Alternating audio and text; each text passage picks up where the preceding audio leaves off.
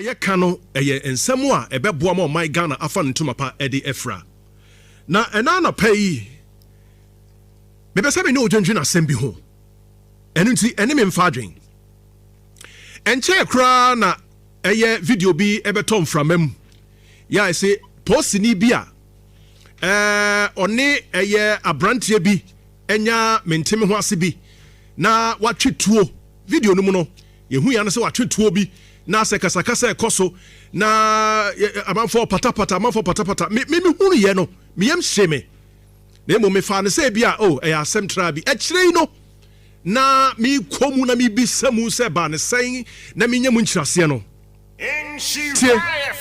tie we say na afei yendwendwene ho se wonsoso se na wo si hunu tie we say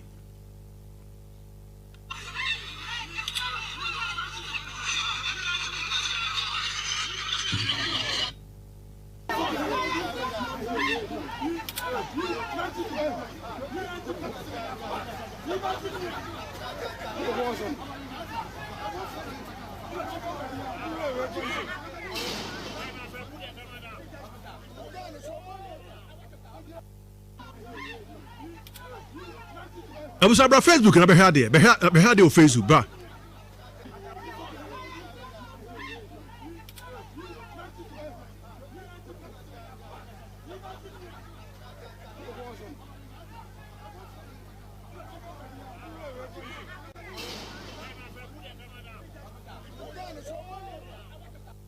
and see all her video yeah in Facebook who say police officer and ojina baby na enipa twa hwahia na kasakasa ekoso no nyina kyese ase uni tumi sa we say uni tumi sa wo befa uni tumi so befa we say me na me police officer we say wo betimi aye medan we so betimi aye medan ti police officer no etwetuo a brante e wa brante bia ono gina ho ni yi ano na brante no hwe na wo beka say oye KM security guard said we say ahye no ho no ekire ye nkyeremu ne ba no ekire se oye towing service bia KM4 ama on tumi se omunye towing wo krom ha se no oye one of their workers enunti KM4 de eyenkrata aba be clarify say the guy in the video in the footage no enye KM4 direct staff enokra no it doesn't exonerate KM because wama mo tumi KM4 na ama wo contract say wo ni sa adwuma no so they do it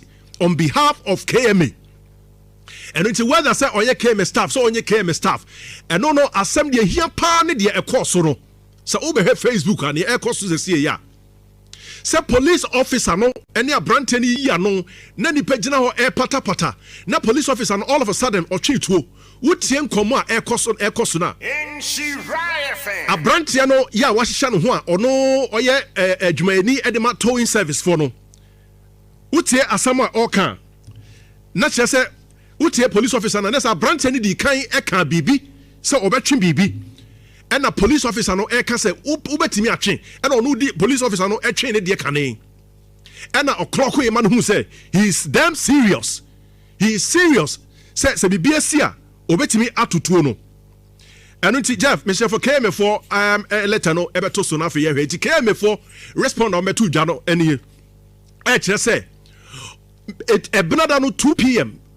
Brother no no mienu ena sa Roman Hill ho ena sa semi esi ye na omo kire se towing service a wo mama o tumi krata no se omo mfanyis adwuma no day and night towing service wo mo worker ena ni police ni no enya sa menteme ho ase no na omo kire se wo mo ko hu se car bi esi kwan ba bia eni se esi ena omo clampo ye omo de omo dade na omo de hye car na se tie na ase no na omo ade hye no ma so no ma twe car no na se omo to car no ko no omo de shem a menim nipa o ka kire police ni se wo car na de ko no no dimirika no duru no se hey wan ma mutumi se mo fa me car nko mo fa si ho ena omo se da ye ntimi nya sa because wo car no ensi ba bi papa enti police ni no anyone to ka eyi ano no a na se ebufuo ba ya police officer no atwe tuo na edin kan Jeff Sanford the other can say infograph no to me Interior Minister can say when you provoke a police officer you assume he is supposed to act professional. He is human just like you. The same blood runs through his veins. once a stone hits him, he may cock his gun. And they say, interior minister say, so when the post ni enya sem, na se ebia uye bibia ebe fu police ni nebo, and na se uye bibi tiano, ya ono so oye ni pamo jedi ni mo afrusania. And you want say professionalism ne betima ye adwuma abribia. Obetimi acte wa bra radwene krampo e man hoso because oye nipa. Edin kan interior minister wasema wa kan no me question wo ho. The police are trained. Womu wo training, womu ontete, womu ntese me. Enu ntese me ade a me ye no post ni ya. Ye de tutu ho a enye ye. Oye nipa de na so he is supposed to have such training also to me control no ho. Ebio eye no cresa police no oye nipa. Enti abrantia no in the video ka se obetweto obeyi bibi de pra police ni na police ni say upayi na police ni twituo no. Kokobo ene de bo.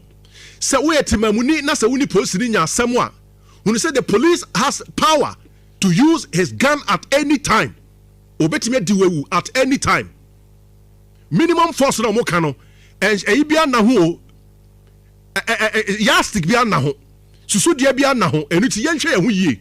Again, minister, what someone kind of the police are supposed to be trained to comport themselves, to control themselves, to restrain themselves. So mbeshe wo mo ho so. Se police no entimi anhye ne ho so a me ni tete no ene me meye den me de den na meye. Now you ask yourself, say eden na see ya police ni say o me nto ne car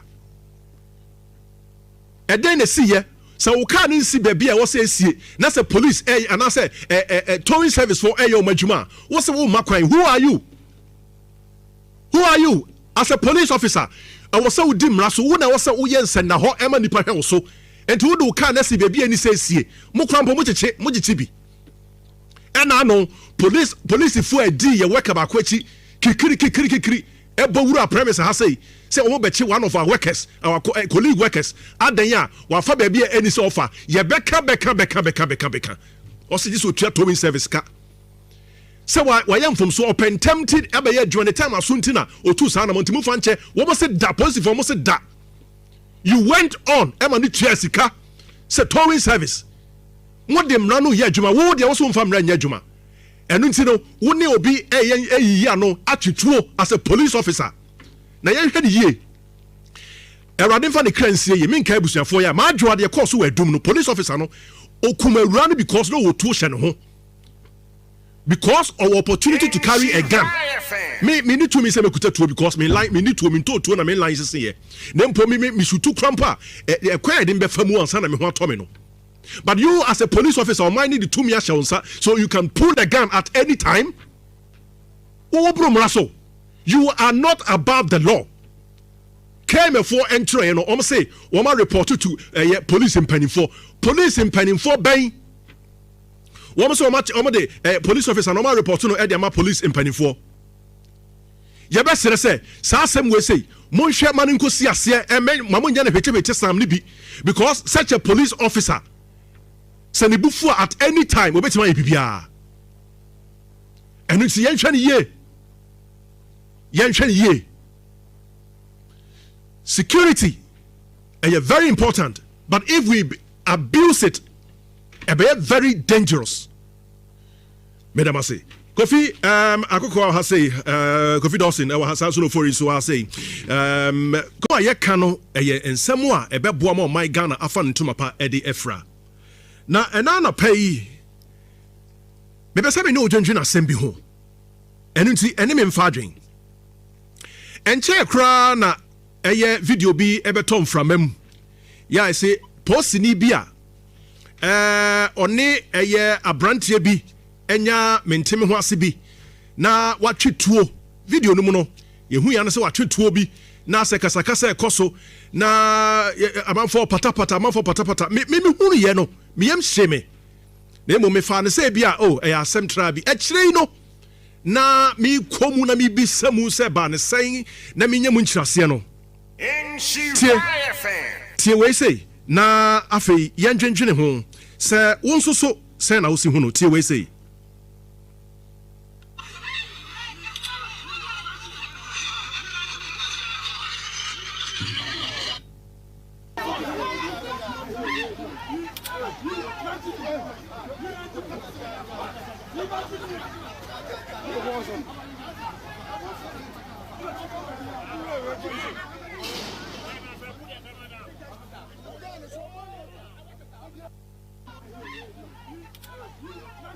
I was about Facebook and I beheld it. Beheld your Facebook, bra.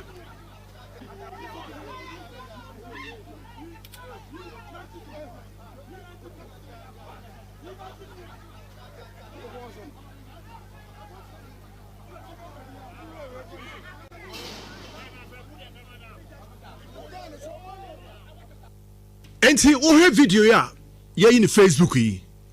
Who say police officer and ojina baby na enipa atwa ho ahia na kasakasa ekoso no nyina kyese ase woni tumi sa we say woni tumi sa wo befa woni tumi so befa we say me na me police officer we say wo betimi aye medan we so betimi aye medan ti police officer no etwe tuo brante e wa brante bia ono gina ho oni ni yi ano na brante no hwe na wo beka say oye KM security guard said we say ahye no ho no ekire ye nkyeremu ni ba no ekire se oye towing service bia KM4 ama on tumi se omunye towing wo krom ha say no oye one of their workers enunti KM4 de eyenkrata aba be clarify say the guy in the video in the footage no enye KM4 direct staff eno kra no it doesn't exonerate KM because wama mo tumi KM4 na ama wo contract say omun ni sa adwuma no so they do it on behalf of KM. And until whether say oye KM staff, so onye KM staff. And no asem de here pa ne de ekoso no. So obe he Facebook and the ekoso se see ya.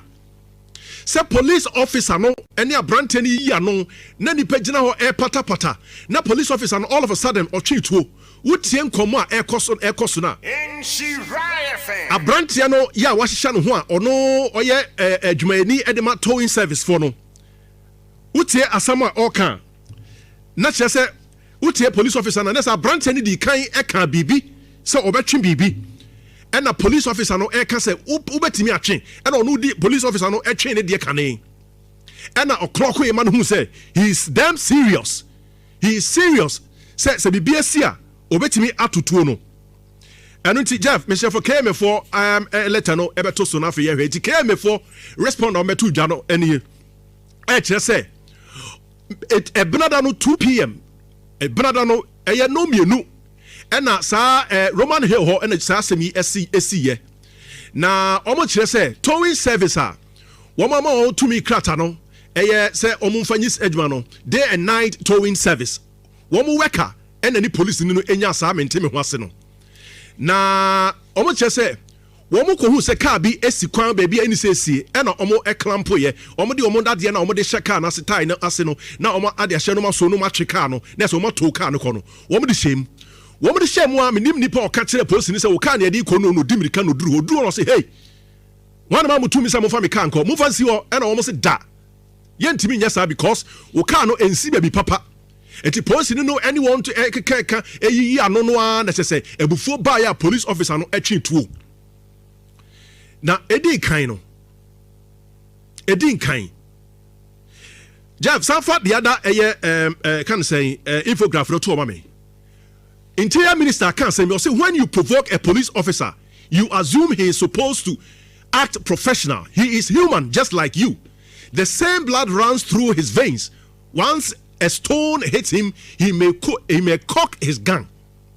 And they say Interior Minister say so when the police ni enya asem na se ebia wo ye bibia ebe fu police ni nebo ana se wo ye bibi tia no ya ono so oye nipa mo je di ni mu afurusane a enye wadwen se professionalism ne betima ya adwuma abribia obetimi acte wa bra radwen krampo e man ho so because oye nipa edin kan Interior Minister wasema wo kan no me question wo ho the police are trained wo mo training wo mo ntete wo mo ntese me eni ntese me ade a me ye no post ni ya ye de tutu ho a enye ye or any party and so he is supposed to have such training also to me control ho ebio eya no cresa police no or nipa enti abrantia no in the video ka se obetweto obeyi bibi de pra police ni na police ni say upayi na police ni tweto no kokobo ene de bo se wo yetimamuni na se woni police ni nya asem a who say the police has power to use his gun at any time obetime diwewu at any time minimum force na mo ka no e bia na ho yastic bia na ho susu dia bia na ho enu ti yenhwe ye ho yie. Again, minister, what some are kind of the police are supposed to be trained to comport themselves, to control themselves, to restrain themselves. So say police no enti me anhye ne ho so a me ni tete no ene me meye den. Me de den na meye. Now you ask yourself, say, e den na see ya police ni say o me ento ne car. E den na see ya so we can't see baby I was say na say police and I say towing service for your majuma. What's the woman crying? Who are you? Who are you? As a police officer, I was so dim raso when I was so yes and na ho ema nipa hwe so. And who do can see baby any say sie. Mo krampo mo chibi. And I know police for a D ye work about kwechi kikiri ebo wura premise ha say we beche one of our workers, our colleague workers adanya wa fa baby any so offer ye beka o say this will try towing service ka say wa yam from so open tempted ebe ye join the time asunti na otu sa na montimu fa nche wo mo say da police for mo say da you went on e ma ni tua sika say towing service mo dem na no ye adwuma wo de wo so mfa mra nya adwuma enu nti no wo ne obi eyi ano atwetwo as a police officer na ye hwede ye erade fa ne kransie ye menka abusuafo ya ma adwo ade course we adum no police officer no okuma wura no because no wo to hye ne ho because of opportunity to carry a gun me need to me say me kuta tuo because me need to me to na me line sese ye na mpo me shutu krampa e kwa de mbefa mu ansa na me ho atome no. But you as a police officer might need to me so you can pull the gun at any time. You are not above the law. Came for entry, you know, say, Oma reported to police in penny for bang. Woman so much police officer, no report to Edema police in penny for. You best say, Sassam will say, Monsieur Maninko Sia, and Mamunya Hete Sam Libi, because such a police officer. Send before at any time we betima bibia and it's yenhwe ye security is very important, but if we abuse it be very dangerous. Madam say Kofi akoko ha say Kofi Dawson e wa hasa so no for so ha say ko aye ka no eye ensem a e beboa ma my Ghana afa ntoma pa e de efra na enana pay me be say me no dwendwen asem bi ho enu nti ene me mfa adwen enche kra na eye video bi e betom framam ya I say post ni bi a one eye abrantie bi enya menteme ho ase bi na watwetuo video no mu no yehu ya no se watwetuo bi na se kasakasa ekoso na amanfo patapata me hunu ye no me yam sheme na mo me fa ne se bia e asem tra bi e kire no na me komu na me bisamu se ba ne sen na me nyam nchirase no tie we say na afei yendwendwene ho se wonso so se na wo si hunu tie we say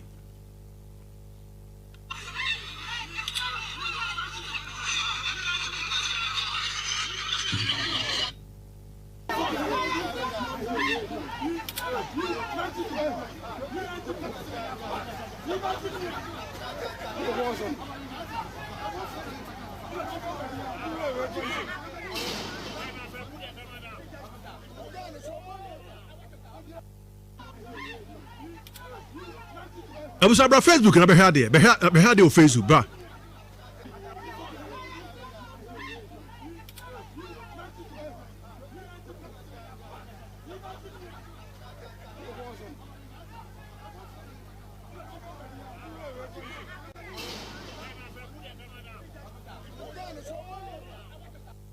And see, all video yeah in Facebook.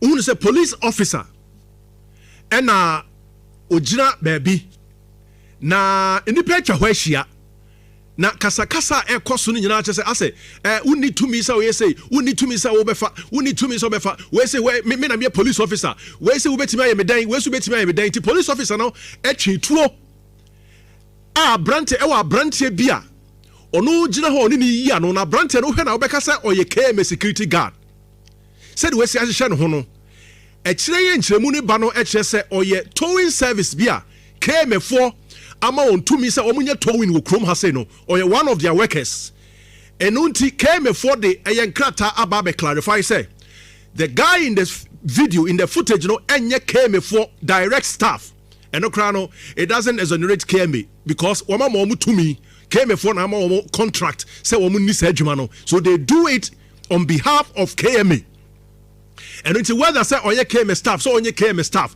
and no asem de hia pa ne de ekoso no say obe Facebook and e ekoso se see ya say police officer no any abrante ni ya no na ni pagina ho e pata na police officer no all of a sudden o twituo wotie nkomo a ekoso na abrante no ya wahihya no ho a ono oye adwumayani edema towing service for no wotie asam a oka na kire say wotie police officer na nesa abrante ni di kan eka bibi say obetwe bibi and a police officer no eka say ubetimi atwe and ono di police officer no etwe ne de kane and a clock we man who say he is damn serious say bibi asia obetimi atutuo no and unti Jeff me for KMA for letter no ebeto so na fe ye hwe KMA for respond on metu dwa no ene e kire say it ebnada no 2 p.m.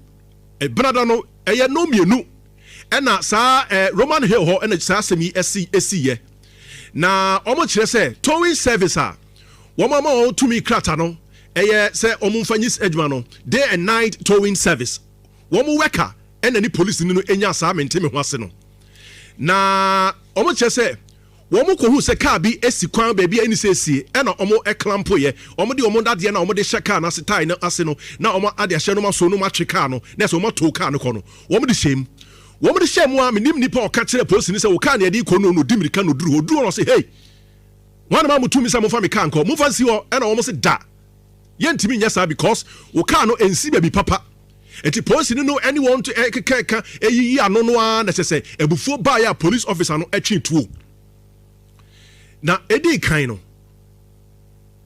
kan Jeff Sanford the other can say infograph no to me Interior Minister can say when you provoke a police officer you assume he is supposed to act professional. He is human just like you. The same blood runs through his veins. Once a stone hits him, he may cock his gun.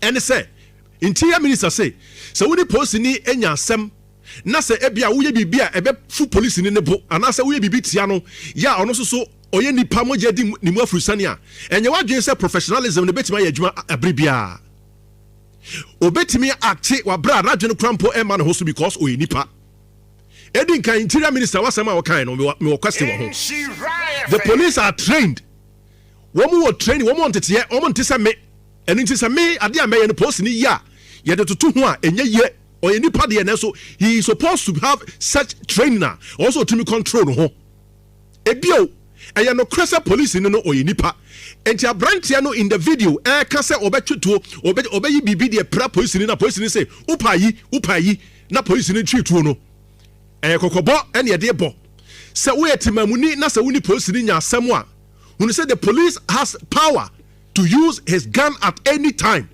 obetime diwewu at any time minimum force na mo kano and e bia na ho yastic bia na ho susu dia bia na ho enu ti yenhwe ye ho yie again minister what some are kind of the police are supposed to be trained to comport themselves, to control themselves, to restrain themselves. So on be share wo ho so se police ni no entimi anhye ne ho so a me ni tete no ene me meye den me de den na meye. Now you ask yourself say e den na see ya police ni say o me nto ne car e den na see ye so wo car ni si bia wo say sie na say police and I say towing service for your majuma wo say wo makwan. Who are you as a police officer? I was so dim raso wo na wo say wo yense na ho ema nipa hwe wo so enti wo do car na si bia ni say sie mo krampo mo gichi bi ena no police fu adi ye work ba kwachi kikiri Ebowura premise ha say omo bechi one of our workers, our colleague workers. Adanya wa fa ba bia any so offer. Ye beka. O say this will try towing service ka.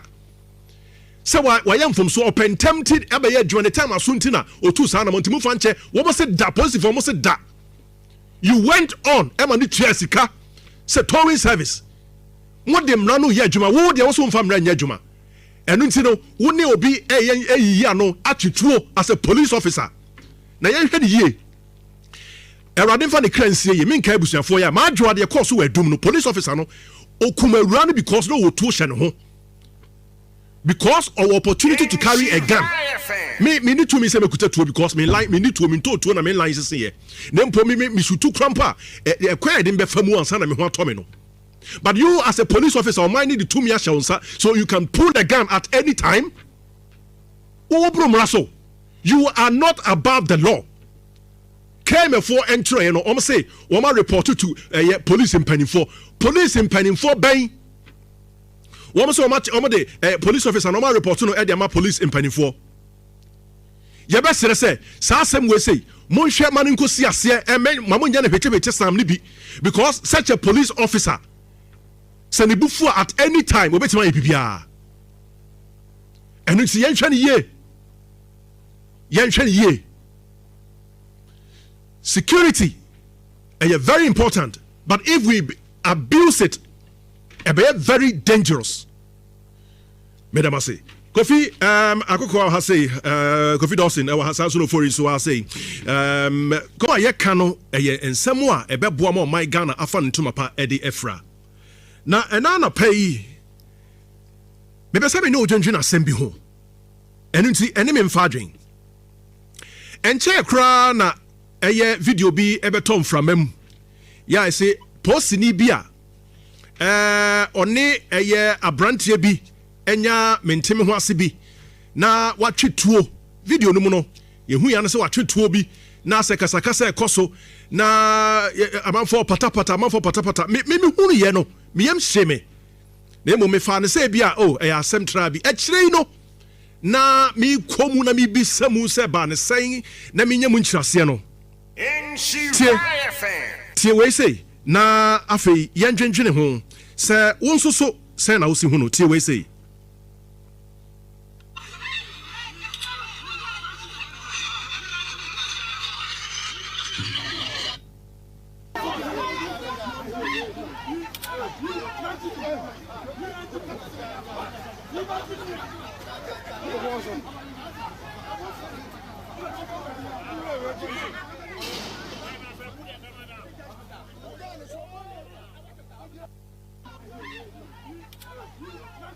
I was about Facebook and I had on Facebook, bra.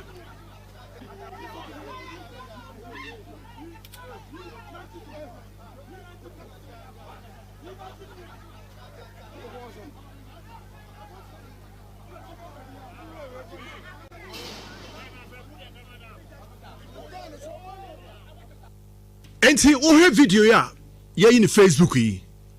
Who is a police officer and ojina baby na enipa atwa hɔ ahyia na kasakasa ekoso no nyina kyerɛ sɛ ase uni to me say we say uni to me say wo befa uni to me so befa we say me na me police officer we say wo betimi aye me dan we so betimi aye me dan ti police officer no etwe tuo a brante ewa brante bia ono gina hɔ ne ni yi ano na brante no hwɛ na wo bɛka sɛ oye KM security guard said we say ahyehyɛ no ho no ekire nkyeremu ne ba no ekire se oye towing service bia KM for ama on to me say omunye towing wo krom ha say no oye one of their workers enunti KM for the eyenkrata aba be clarify say the guy in this video in the footage no enye KM for direct staff eno kra no it doesn't exonerate KM because wama mo to me KM for na ama contract say womun ni sa adwuma no so they do it on behalf of KM.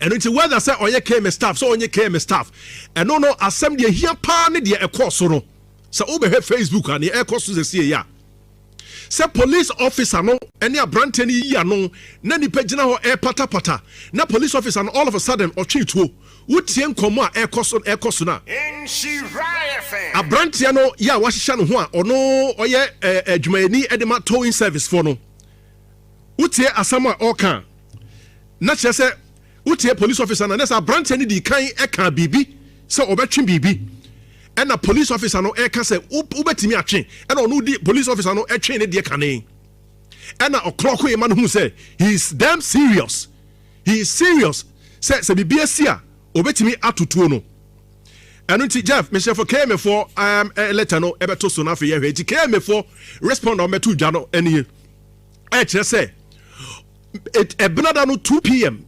ɛbenada no ɛyɛ no mienu ɛna saa Roman Hill hɔ ɛna saa asɛm yi ɛsiyɛ na ɔmo kyerɛ sɛ towing service a wɔn ama wɔn tumi krata no ɛyɛ sɛ ɔmo mfa nyis adwuma no day and night towing service wɔn worker ɛna ni police ni no enya saa menteme ho ase no na ɔmo kyerɛ sɛ wɔn kɔ hu sɛ car bi esi kwan baabi a ɛni sɛ esie ɛna ɔmo ɛklampo yɛ ɔmo de ɔmo dadeɛ na ɔmo de hyɛ car na ase tie na ase no na ɔmo ade ahyɛ no ma so no ma twe car no na ɛsɛ ɔmo to car no kɔ no wɔn de hyɛ mu wɔn de hyɛ mu a menim nipa ɔka kyerɛ police ni sɛ o car na yɛde kɔ no di mirika no duro no sɛ hey wɔn ma mo tumi sɛ mo fa mi car nkɔ mo fa si hɔ ɛna ɔmo sɛ da yɛntumi nyɛ saa because o car no ensi baabi papa eti police no anyone to keka eyiyi ano no a na sɛ ebufuo ba ya police officer no atwi tu mpombɔkɔ de arwade adom no mpa wona mo so ye de rade ase yen so ye ho ye pa na me pa cho utie nkoma na ye ekoso yi o basic preliminary eyi e wo ho any say okay de kan mechia atiefo nyina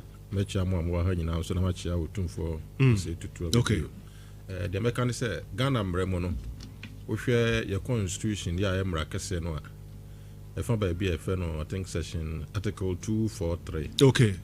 And the Local Governance Act. And also some say passed in 2016. Section 20, oh baby. Okay. And one of this out to me in my district assembly for no. Say a dream maybe not so movie say be a MC and I say mayor or her and I say be a MC Ryan. Maybe. And then maybe in course of more to me so more passes a vote of no confidence. Okay. Okay, assembly gumana. Yes, nkronke to mo na say e ba chichem se be a district assembly bia no mpuntu obetimi akohonum. Na adwuma no ye adwuma unsa woni nipa na ye. Nti osa woni stakeholders ni nyina no try say obetimi engage you mo say da bia bibia wo ye bia no. Omo nso so obetimi akọ in good terms so na mra na kire say omo to aba no a I was said to test and a vote to for this echemiensa emumienu this nipa na 30 a o say mu 20 etimi a vote to say ya pronounce say yenyi nipa na na say ma yenyi no okay and enye no nko a they will proceed they also mu follow all right us assembly bia wo no standing orders this parliament more standing orders right into no petition ne ba na ade no a also more notice in accordance with the standing orders of the assembly. Now we follow all the steps and processes are standing orders in him.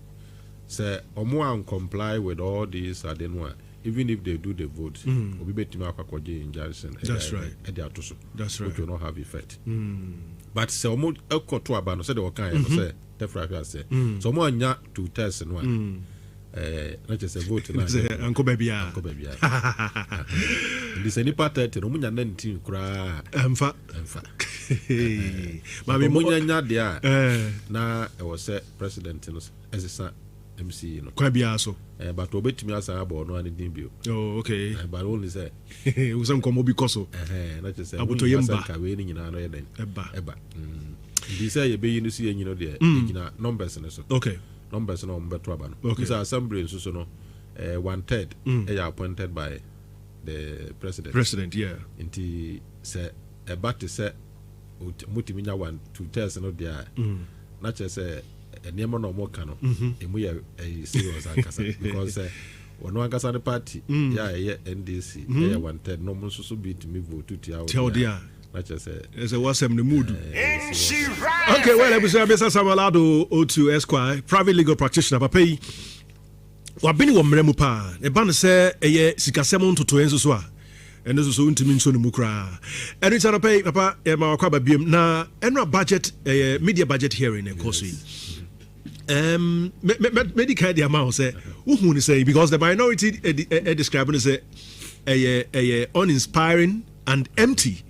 Even though one MP akase only who say obi kase empty onye ntum but say na we see who no no kra ni say wo hwe media budget review enye ade fufuro. Okay. Ghana mremo no hwe article 179 na wo hwe ye Public Financial Management Act no section 28 eno ena hye finance minister say ye be begin ye be sha finance no wo de budget na wo buy no kire kwan obefa so obenya sika wo san so kire say sika na obenya no dwumadie sei ena wo de beye now ya twa busumi no mu busumi edum ye no ya twa mu nsia. Yes. Nti brana be bu akonta na ye hwɛ sɛ sika na wo ye sɛ obenya no busumi nsia no watimi anya emu fa no a na wo sɛ nka won saka na watra. Okay. Na wantimi anya de nti na wantimi anya sɛ wutimi nya soso na sɛ bro so a ɛde na ma wutimi nya ma na bro so na sika no so wonya no dwuma de be na wo ye de wutimi edidi ye na sɛ bati sɛ bi a wo anya ma na mbro so a ana sɛ wantimi anya de wo pa ɛhoro na wo hwɛ mpre bebre no ya na o masa de additional taxes aye den aba na so wonya ma na bro so na office sɛ sika na wonya na bro so de no so betimi atete taxes no so na kyerɛ sɛ o man ba no a anka sɛ be omomo tuatua taxes no mo de aboa ma o man na koso no mo so ho ha o mo kakra aha nti media budget no sɛ be anya de a ɛyɛ fresh budget a odiba okay de odiba January no e no obebu ho akonta okay no ba kire se ye koye nim no so ni da so ho ana okay so wo hwe before aban baba power na bibi ti se inflation yeah 2024 kwa December na ba bedru be 23 yeah bibi ti se ye exchange rate ekoya kodru be 17 cedis eno aban yi ba ye no watimi aya ma yesem fanse number 12 thereabout 11 cedis fuel prices ne enema e ka ho nyina no sabi enwuma ahodo e wo man mu no small businesses na wo kwaje bosia wo banka na interest rate number 30%. Omo ana omo import to nema na obi wo ho no mo woton ade na no da kwasesa dollar because oda kosie because dollar no kura mpo na number 17 wo pe bia wo besan ye den abre the time wo here scan de akwa broche no na won san kan na just wo bre what I say na enema bebre o man mu ana sebe na prices na nkofo ko tu no in dollars say ya cedi ni be ye stable no ya aban no so ahye say enema ye contract ye man na adwumadi ye die nyina no ye nkotu no nyina in cedis no sa na man nyina no me fi say abafom. Okay. In addition to that no person be say sa gold board project o me dey buy this year nko no so far what manya almost about $15 billion wow a free gold nko ya eno no twam no a aban no hyehyɛ sɛ one large mining firms and small scale mining firms no gold no mutu no percentage bi o ha also mo de ma aban ya eno na aban regional so they build a reserve and also bebu ho akonta na FSS sa ne ma na wo hyehyɛ ni nyina no sɛ na esiko aban no ba power no na your foreign reserve na sebe sika ye dia to ho no mo ye dollars dodo na ye dollars a ye de kofa ne ma abruchi no na ya around 3 months sebati sebe ye nyeska bia bio kra na ye betimi dia to ne ma abruchi na abro so na ye 3 months aban yi ba ye no hye se by 2028 no ya term ne be kono pese ye timi nya sika ye betimi dia import ne ma 15 months nti ye wo se ye be hwe se sa mre no ya 2026 no se na ye timi akwa koduru say na atofo sin ba no abenya hunu say say ne na almost 6 months ya wo hwe say by December no e betimi anya be 8 months okay I say by 2028 ye kwa yanim so wo hwe ekwan a aban fa so nya sika taxes na bosia aban beje na grant ne ada nkrofo nso de be nti sɛ aban kwaje bosia oje taxes na wa nya bia oje bosia na wa yede ode so ana se bia obi ono wo sika country bi ono wo sika do so me becha we fa kan wo sika ona fa ye wadwuma na aban nso nya sika na enema a ode ye eye so ode bi yi akwan ode bi hwe school nsem ode bi atu adwuma ye foka ne ebi nso ɛbɛka no ɔde ayɛ den ɔde atua biribi a interest a ɔwɔ bosia a wɔgye yɛ ho na mpɛm bebree no ebibi a ɛfɛ no sɛ primary balance no ayɛ te sɛ sika no a wɔanya no nyinaa no sɛ woyi sɛ interest yɛ a ɛwɔ bosia ho a wobɛtua no nya mmaeɛ a sika no sɛe na ɛtumi bɔ ɔman no ankasa ho bra na sɛe na kaeɛ a nka baate sɛ bi a yɛkɔtua yɛ interest a yɛbɛtumi de atua ɛno no yɛahyehyɛ mmara wɔ ho a kyerɛ sɛ afe biara no ɛwɔ sɛ aban no ɛtumi make sure sɛ the primary balance no bɛyɛ around 1.5%.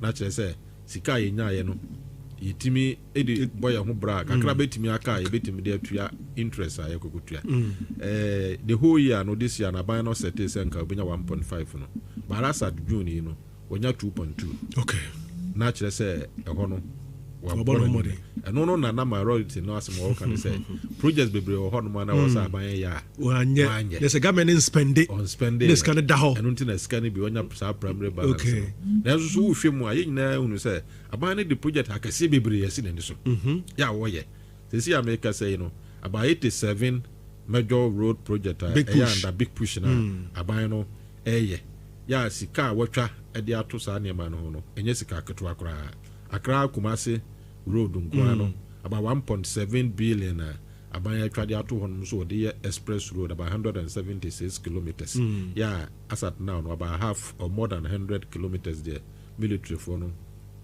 atimi aka visa yi na wie sa wo san so hwe bi to say 24-hour economy so and in addition to that no major marketer aban no ACC or every district. Yeah, now conform with us a market na aban ACC nya de no de ba be. We share to say China, omo industrialization almost started from Kukurantumi. Okay. The omo ye ns baby a fuo ni produce bibia bia no. Aban ne be empower the local people no. Na omo ankasa hu no kwan ya obetimi afa so na enuaba na omo dua no betimi preserve. What does it? Na nya to say obia de na de coffee factory kasimu. Okay. Ni mo within the local community no. Yebetimi afa kwan bi so na ya timi process ye niema no na ya store na ya preserve ama na che. Okay. Enti no sa most of the market na buy NCC no one the edika no there will be a banking hall in only of this market. We say aban so person wey women development. Yes. Oko market nso so a e ma amenom na enua amarom na do so ho. Enti ano no so no some market no there will be a place there for banking activities.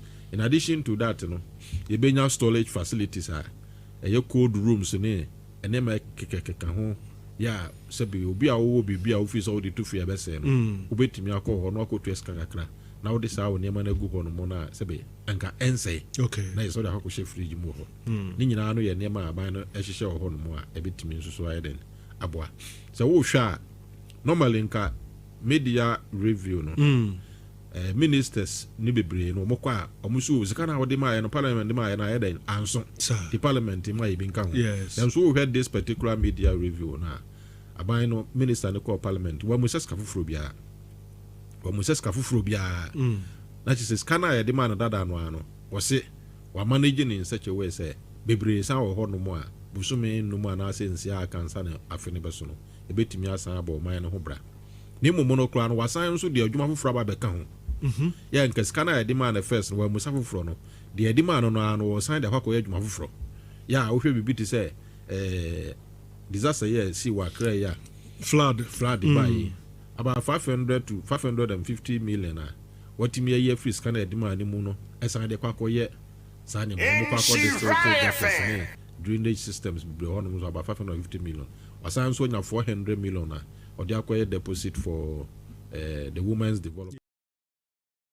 I nipa bone for some ebinimu eye omo biebie so o and omo pe different cans eye konko foforo and omo yiyi bigum dia ase in fact nipa na wokasa na chese ade na bon apro na e bon onam hokra no o te se ade na eyi pampan na so nipa bone fo yi eyiyim edigu ade foforo mu se ode kɔhen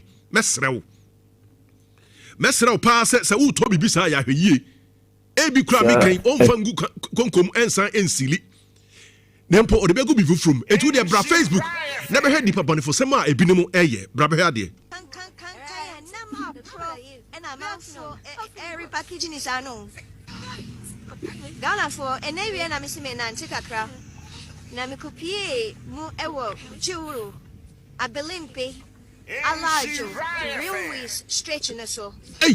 Na awan sem awan wadi ye kan de bia na mo me hu bi da na ne de me betu bi so na me kwa na me du agina sare honom eye parents dom me ti said bi bon kan ke me hu ni no bia ka se ah eden na bon ha ye me kwa na me ko hu sam krofu we ah omu repackage and na ma pro kan yi somebody call him. Na casting it will be SC one ma. Castle no so a lodi diaco Nima. Mamma be built farm. A large in Patomuvo. Cast a lodi de go. The one is a penager, Miko Danemeho, Namiquetri, and my me video way because man pes will be a hume. And a man pes will be as to bedding. The who send me yibli pisa. Yanom. I shall phone it to you for now. Wusha and Nama pro Omodomons and no Omodomons and my baby can conco ness a conco different brands.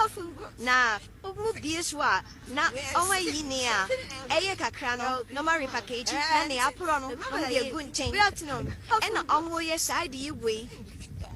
Hey, oh, my son, ye, Ghana. In fact, I would give for power, my Ghana, you power. Hey! And come for media. You're the report to you. You're reporting. I'm a FD for. You're a reporter, my Ghana police. It's everybody block with you. No one. Enti, enu no Facebook, Branabe. Canned fishes are pro. Na yakope ka ebe sinche na ye sensory package. Enti se o to ade na de duru fie a. Wo be duru fie no. Na te se ubie so a wode ye hwe enye yie waboka ba nipa oton no so agye ne sika wie na se mpo so wanhunu mpo me kan bi kura na wanhunu se wanya code bi wanya kata bi na wonte pampan de ene asam na ato wo enti wo bie bibi sa so me acho fi wani na hwe ni yie wate nya nyi wani ntu nchen na wo ya de na wodi nkomo na wani dan nchen hwe ni wabie wa hwe gun mu ni ade ene asam ato wo enipa binim trimo odin utie the accent of nipa okasa na nipa na okasa na utie ni accent a na je se o si kasa no a ne kasa no ase ebeye from kakra onye Ghana ni krojin ebetimi kra ba se ofri amano ne na abetena Ghana ha sei na ono kasa Ghana fo binim trimo odin hwe na ma pro wo de ma wonua se onkodi de beto no de wonfa ho enye won wase ne yade bebre etu atese cancer ne nkeka ho ne nyina ye yankasa nkasa ne yedi ho awu he ka na si ho no he boxes of canned fish and apro na me hunu menim se am se omahu se apro ebi apro and omo asesi fom no omo esanso ehihye no foforo you see owie nya sika gu no botom na wakotena baabi se obi mpa adwuma waboso bosse obi mpa adwuma enso hwe kwan ya ofa so apani sika one day ibebu hu akonta enti ye hwe ne ye osese wanya ma wunua no wanya ma me enti se wodi na ma pro ede ma wunua no sa na wo yankopon te ho anka ade ma no that is a judgment you will get. Kukurantumi, ewo number 1 account radio station in Sha 104.5. Kukurantumi, I am myself. Vote John Mahama and join me on this journey. Let us restore hope and ensure that every Ghanaian, including you and your families, live dignified life. Let's build the Ghana we want together.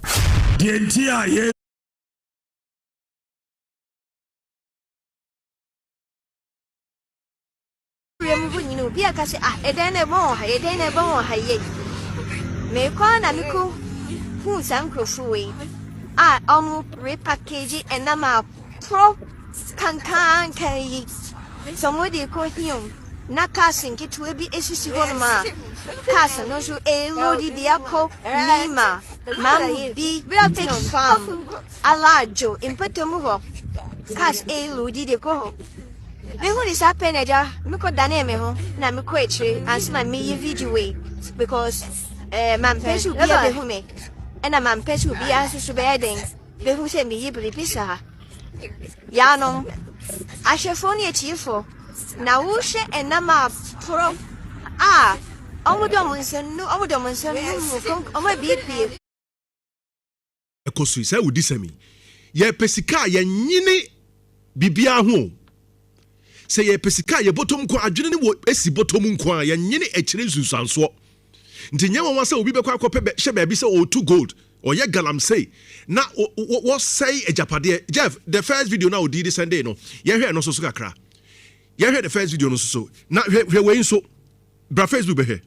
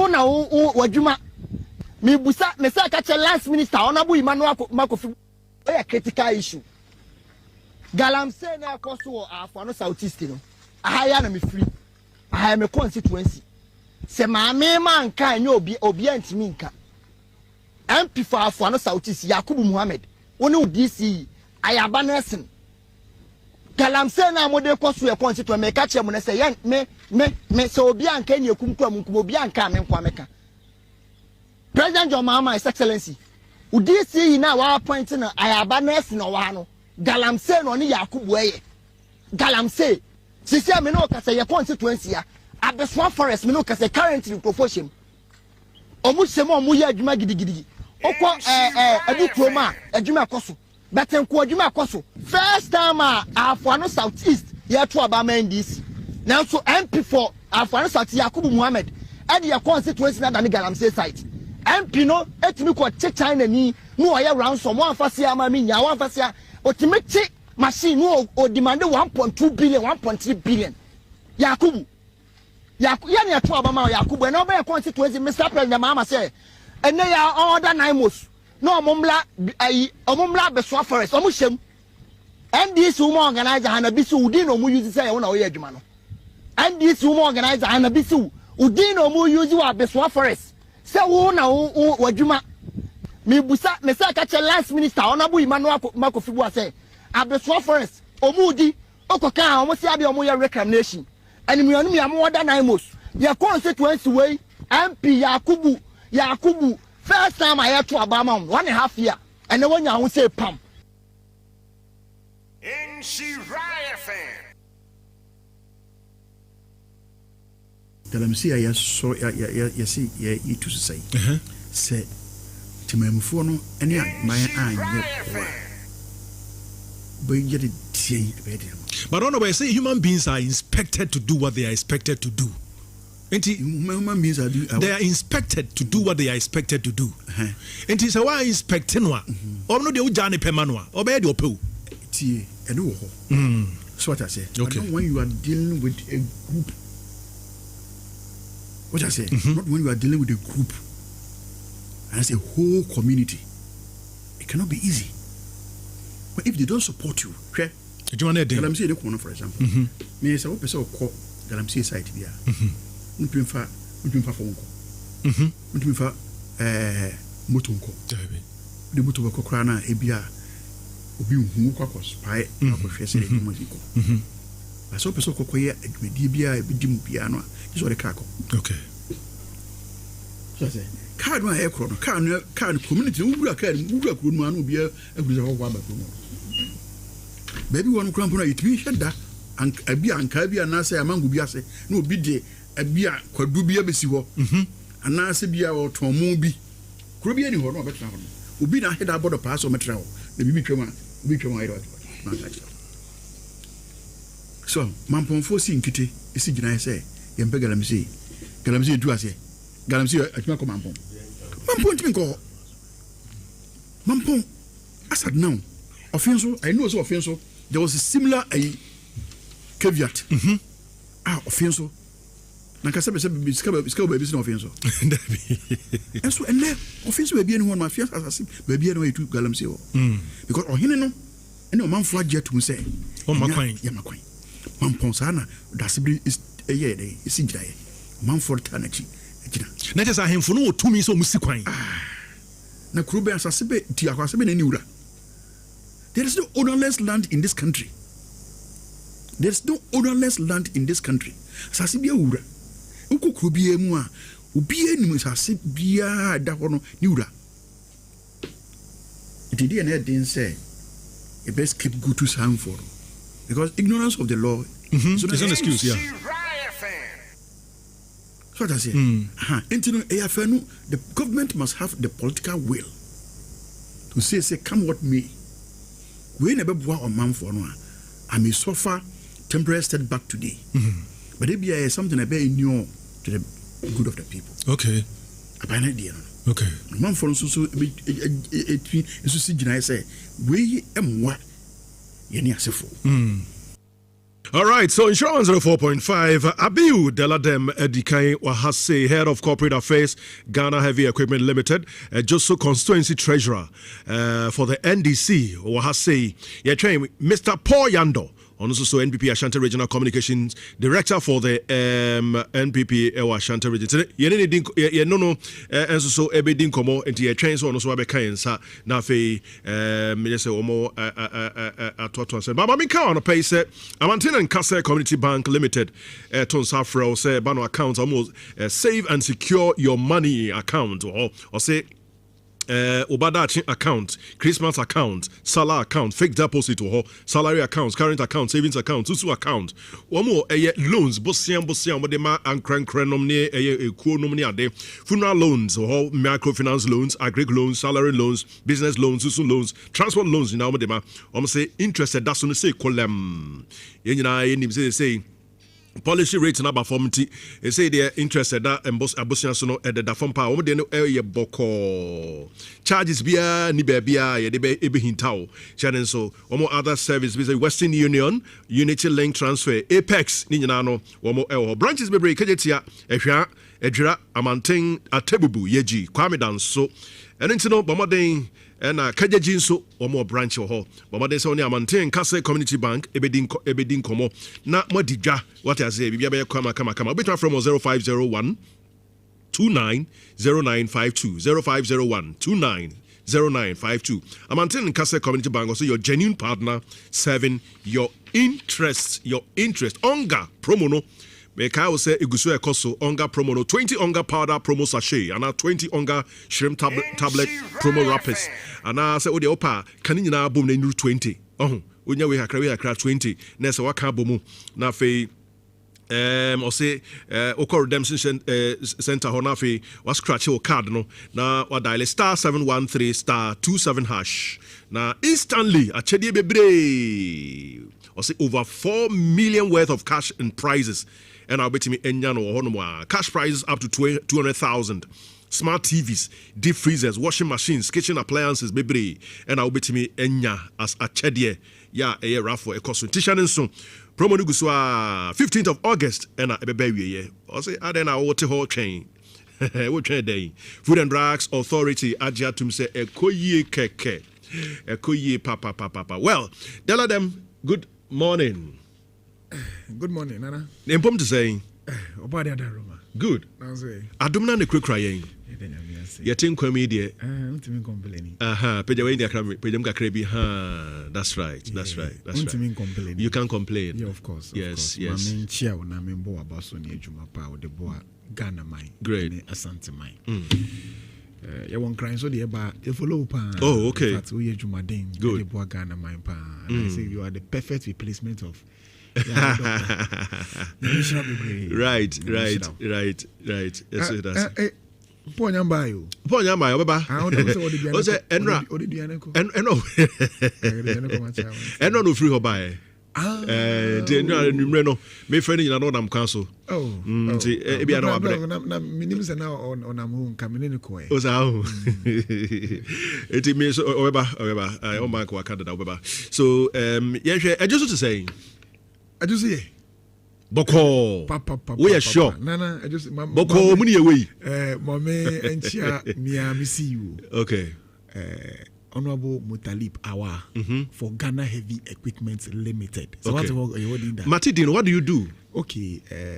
And power Michelle baby or Wobia. Ghana Heavy Equipment Limited, a former GNTC. Okay. And they are converted to Ghana Heavy Equipment Limited. I see. What we do there basically, while we heavy equipment, we deals in all the heavy equipment, ranging from the mining sector straight to the construction sector, and also to the agri sector. Okay. So we are under Ministry of Trade and Industry, as in we are a subsidiary of the Ministry of Trade and Industry. Okay. It won't say your office crowd Kumasi. Okay. Or RCCH. Okay. So basically, we do maintenance of all the government heavy equipment, not only heavy equipment, but government cars ni nano. Okay. We also do purchasing for government agencies, cars, and government agencies. Okay. So that is the mandate of. It's a bank so to ebia tractors e dey amakuafo a of course one of farm so Ghana heavy equipment because it's a bind here. Okay. It's maintenance, maintenance. Renting of all this heavy equipment. I know yet the one no boy because I bind Japadie. There's a subsidy amount. Uncle Krabia to be behind. Of course. Okay. I buying ejuma ye kesi bi e Ghana ha. So when informal GNTC. Oh yes. We have been here about 4 decades. Yes. And your institution are new to anybody. It's Ghana Heavy Equipment Limited. Here one CUA or transformer ho. O say na ho new. But Mr. Wa e di ni gia ba ho pa anti anopa me chia baby o. Good. Honorable Mutalip Awa. That's right. Ghana Heavy Equipment Limited. That's right. One of the performing minister, personally, Sana me put in. Okay. Agric minister. Okay. Honorable Eric Opoku. Oya de pa what the transformation about agric sector. I see. And JBA oko a farm place wa. Was a develop be a friend of irrigation system. I modify irrigation system. Why wouldn't him send tomatoes? A crop, a seasonal crops, a corner. Into honorable Rikopoku or agric farmer, and who tenacity who said there be. Yempe solution be a bit me a boy, a bit my irrigate ye farm produce. Into was started some project be on a farm place war. Okay. Our modify irrigate this tomatoes, seasonal crops. And yet the man is really working. While ready from wow who and getting project now. Oh yeah, go get to some way. Yes, but what is the mandate of getting? Yes, say the heading. Oh, say we. There be yes, say the heading. Say the ejuma. The ejuma. Into obi wo ho way obi so awini dia. There's nothing wrong with it. Even though say educate you almost say so person e wo ho che dia e say wo yeden odi bi tu na we bi because honorable Rikopoku no John Domani Mahama tena say who say there be nkuko na ye kraba o my we mu na ma dollar no ahon de na wo fom nti say yankasa ye tena say ne ye bi wo efie honorable Rikopoku aye ade pa say ye born abaso ebi say onya Greek minister or ye farmer, a typical farmer, you don't suffer like this. Papa no a typical farmer, a very typical local farmer into what take your food you wanna say o ti ase pa ye pa baby wo no pe we bia no honorable Rikopoku me chia no pa yenko mi fie ufie o fichire ho anya easy kura ma me fa wonya audio ni bia tie de da bi e fa de ho sa oh ba se jina ya o mu si ya o pese o mu pass vote of no confidence no e de kire yeah o let any hu ye ma me fa video ni bi nsa no producer sisi okay na etie de na assembly members for no e den person or much. Okay, so if I send me from and I want a number direct. There be many number. Farmer me na me from but you my part the Boagana pound. Nyamishra bebre. Team no yejuma. Nyamishra bebre. Good. No producer. You are doing fantastic work for Mother Ghana. In fact, I just say me the me video na ade amo. Asem. You know say Sabrina as a fire service for Jina ho two so go just so just them. Now if the chief executive officer you say yo the other say uni bibi ansa na me di video no be send one an obobo wi ansa na me dey send the producer obobo wi ansa they send this yeah me dey send one kasa okay in fact me as a constituency executive Emma the people of Ejoso on the ticket of the NDC as a constituency treasurer. Ubi sama same way say DNAC ewo Ejoso a. Minti mi MPP mu enchireo. I see. But say they cannot imagine. Because me nye assembly member. Okay. Secondly, me nye appointee. Bibia John Mahama Demikosi Ghana Heavy Equipment Limited as the head of director for corporate affairs. So I don't have nothing to do with the Ejoso municipal. You get it? Okay. The mandate are me Edameso as a constituency executive and they say Mashese party naba power. Mashese ejuma a delegate for a to Abamami say member acting as treasurer where Ejoso no. They say yema NDC emba bemu. So there is a difference between the political party and then the government. My force I raise fan. I'm a partner by BEMU. I just a constituency. I said I just a treasure. So whatever that happens, I want municipal how can make the land and family. And I'm a oh, there be no catch. Oh, there be no okay. Very factual. Okay. May a constituency the treasurer. Constituency executive for the NDC in Ejoso. Okay. So I was able to deliver. Say abide by power. And I'm a boy. Okay. Abide by power we are appointed here MC. MC no come in the contest you. Oh sir. I am in the contest. Now so pay assembly wako. Debi. In the contest here for the treasure. Oh, okay. And I will beat you to okay. And I also call for parliamentary. Okay. Nanka me was can come in po sponsor me anka. It's me I then I really parliamentary no so it's a minister. Boss the boss sikan ya Ghana shit. You better to Boaman. So there is a difference between the government and then the political party. Okay. The government and then the party as a whole. Our mandate as a constituency executive and they say you making sure say you have power. All right. Into you have power we no. Omo peki nipa baako a oye MC ewo Ejoso. So whatever that happens, I was our assembly hono. Even though the party gave birth to the government. And I don't make say. You bet me I can say me say yeni say. Okay. But you cannot go overboard. Anameboa. Yeah. Untimi can say debi yeni say. Because Mahama family to ho. Okay. I am alleged as a constituency executive no. Nipa me dan nipa national chairman. Into the national chairman beka say menye no and na me den. Me anameboa. Yeah. Because party is different from the government, even though the party gave birth to the government. Okay. It is the AC word just so the you pronounce and I'm tell you about say won't pass vote of no confidence. I see. Nipa no more some mandate no any constituency executive. Rather is the appointees and who the assembly members. Okay. And I don't make another meeting from Manunko to Mubi. Anyway, but more party nanka samone my many time to say. Yeah, my tell me come on. Are you sure? Do you support her? So in what ways? Say Biani say you pass a vote of no confidence in her. It is if the party is behind her, tell us what you want us to do. But say a vote of no confidence no more no kukurumoti no more kotu. Na me so kukurumoti me ni bia me kotu ndi na me sanye. And say electoral commission ama say can rank and debut me bro. E kukurumoti and ye de to aba no. Me nya assembly member and me nya government appointee. Me kura meeting crime bo.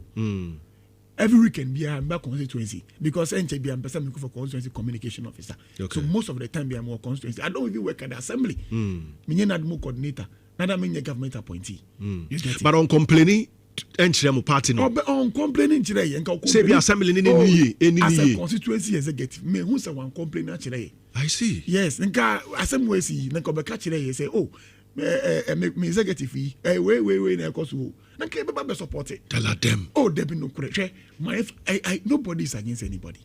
And I anya me say we should part vote of no confidence. It will be so. Anya me adom. And I want baby dey gina. And I'm a boy. Na nka say ejuma pa adom Mahama de share nsa no be ye dey ato aso. Okay. And assembly members for nka say na OGD say Ekufuado ambon na homo de na Ghana for to abetia Dr. Mahmoud Bawumia no. Eni Ekufuado ankasa no. That is the same way the all assembly members no the almost no omoni ma me ne yedwuma na me de la me ne ma me ne yedwuma Jeff video are ready me enti assembly no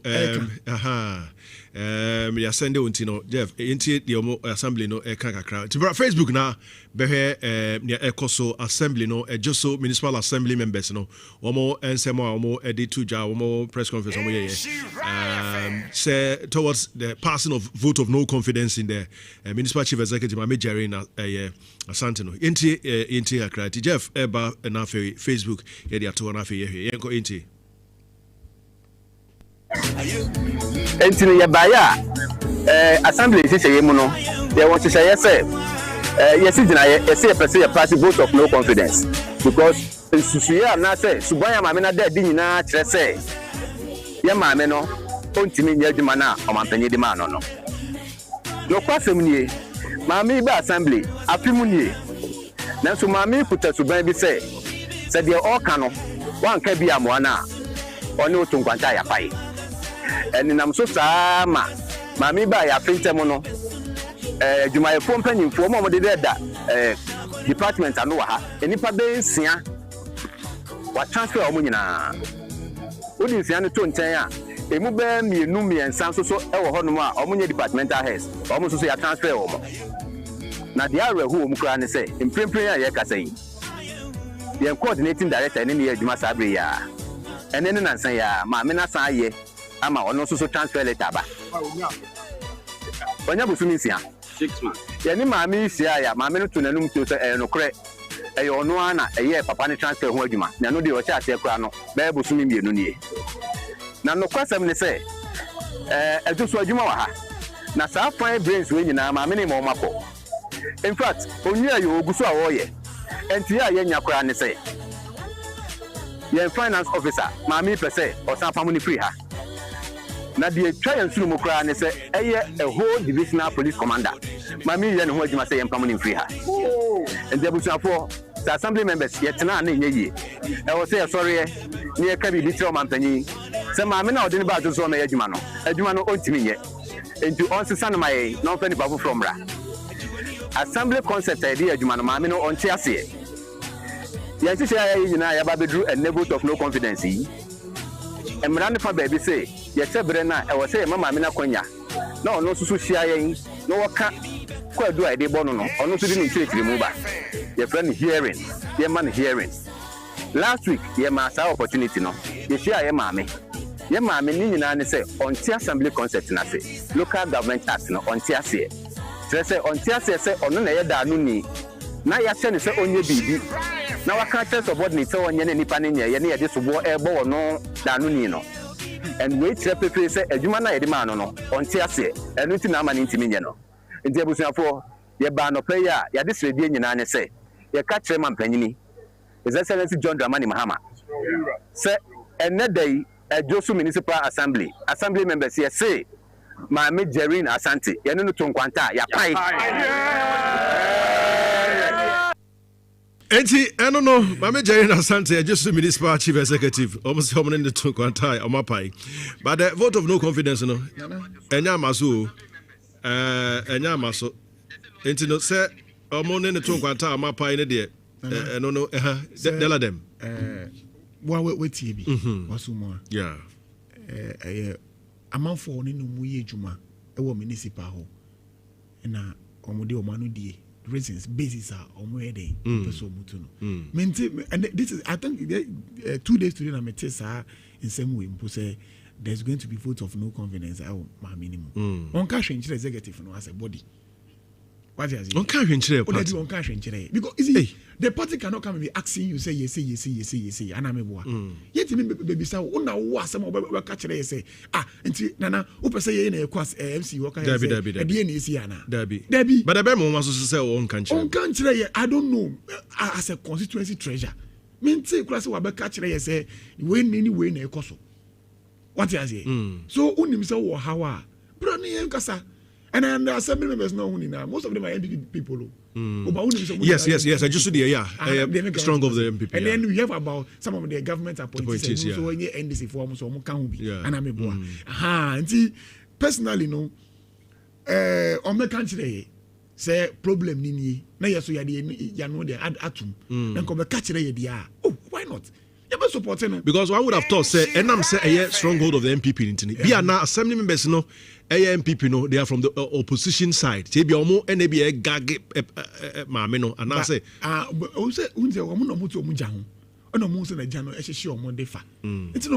we cannot condemn the two other side. Ubekomu krana the assembly members for can go genuine and I'm a boy. Ubekomu krana the MC so can see a genuine. Okay. And they make another say. It afemuni na no. Minting better na no power because em condemn say the MC here omo person omo ganki over the MC.